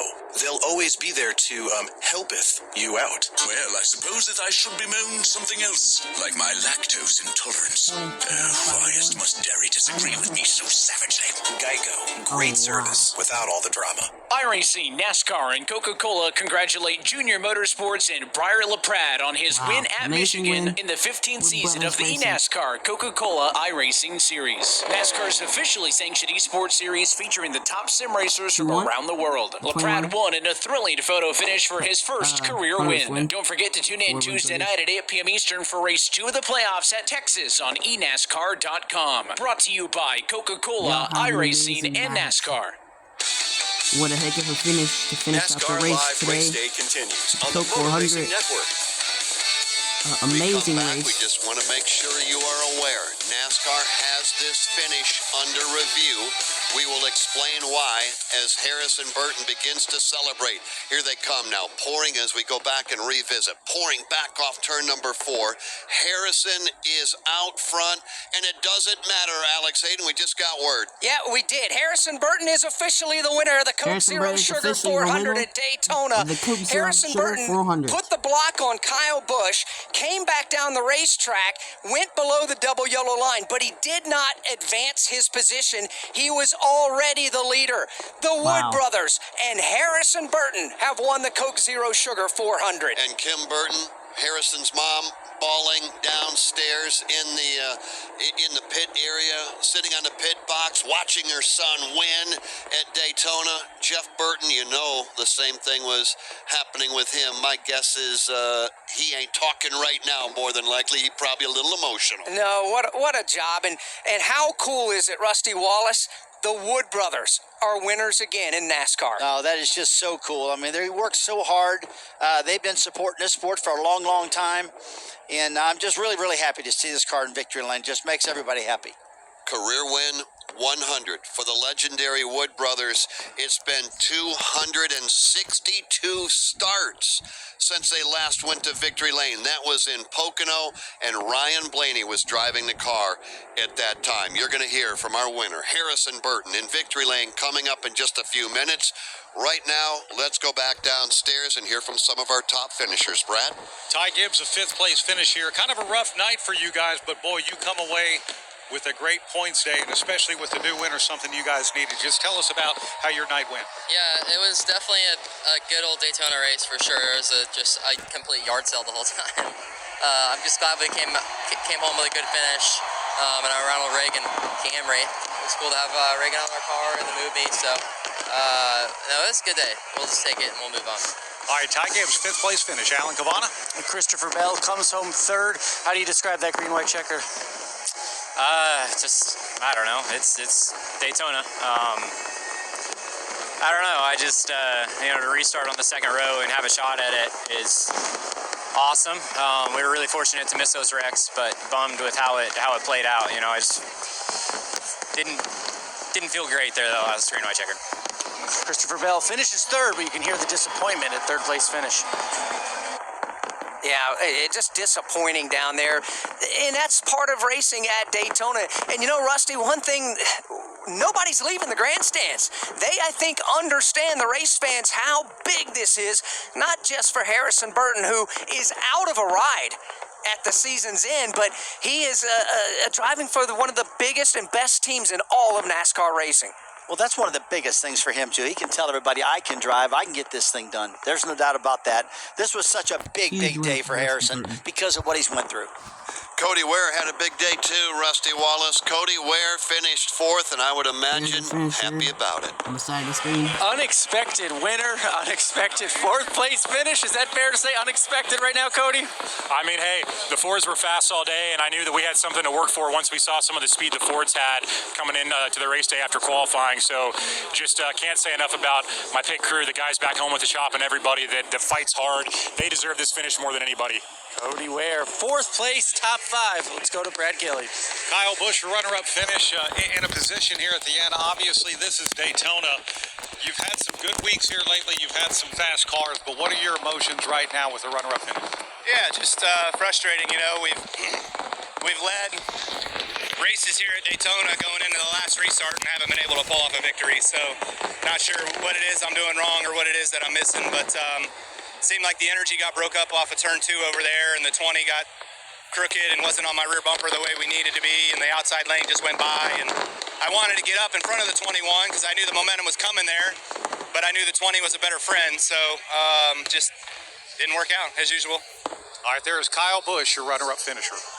Yeah, tough break. Kyle Busch frustrated, so very close to locking into the playoffs, and he comes up one position short. As a matter of fact, Kyle Busch misses again by 4/100ths of a second. Yeah, when you go back and look at it, and yes, you can say, hey, this team had 24 races to lock in, but when you look at it like you just said, 4/100ths of a second is going to keep Kyle Busch, at least at the moment. He's got one more shot at Darlington, and trust us when we tell you he can win it. How about the celebration down there for Harrison Burton? They're climbing the fence here at Daytona. To your point, nobody's gone home. No, soak it up, young man. You're a NASCAR Cup Series winner for the very first time. Back downstairs to pit lane.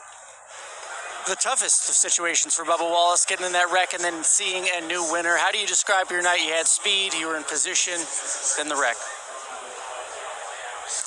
Not good enough. Simple as that. Easiest way to put it. Fast way to Camry, Columbia, PFG. Really good. Not good enough. Bubba Wallace dejected after that finish, knowing he had something for him tonight. Yeah, and we understand that. At one point, I believe he was up 25, Alex.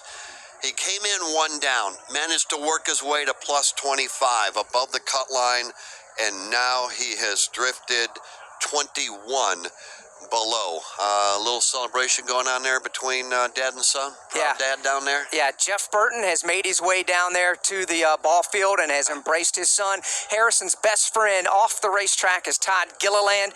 He's come there as well to celebrate along with him. What a race we saw, and we hope you enjoyed it. 43 different lead changes, a first-time winner. Wood Brothers getting a win, their 100th. Harrison Burton across the line. It was lap 164 that wrapped it up here tonight. He came across the line in front of Kyle Busch, and hang with us. We're going to hear from the winner. Kyle Busch, Christopher Bell, Cody Ware 4th, and Ty Gibbs Wow, that's 5th. good for Cody Ware. Bubba Wallace was 6th. Parker Retzloff wrapped up the night in 7th. Brad Keselowski rallies back to 8th. Daniel Hemrick with a good night, 9th, and Chris Buescher was 10th. 11th was Carson Hocevar. 12th was Ross Chastain. 13th, Zane Smith.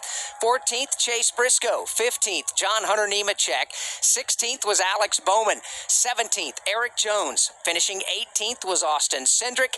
BJ McLeod was 19th, and Joey Gase was 20th. Kyle Larson 21st, Austin Dillon 22nd, Todd Gilliland 23rd.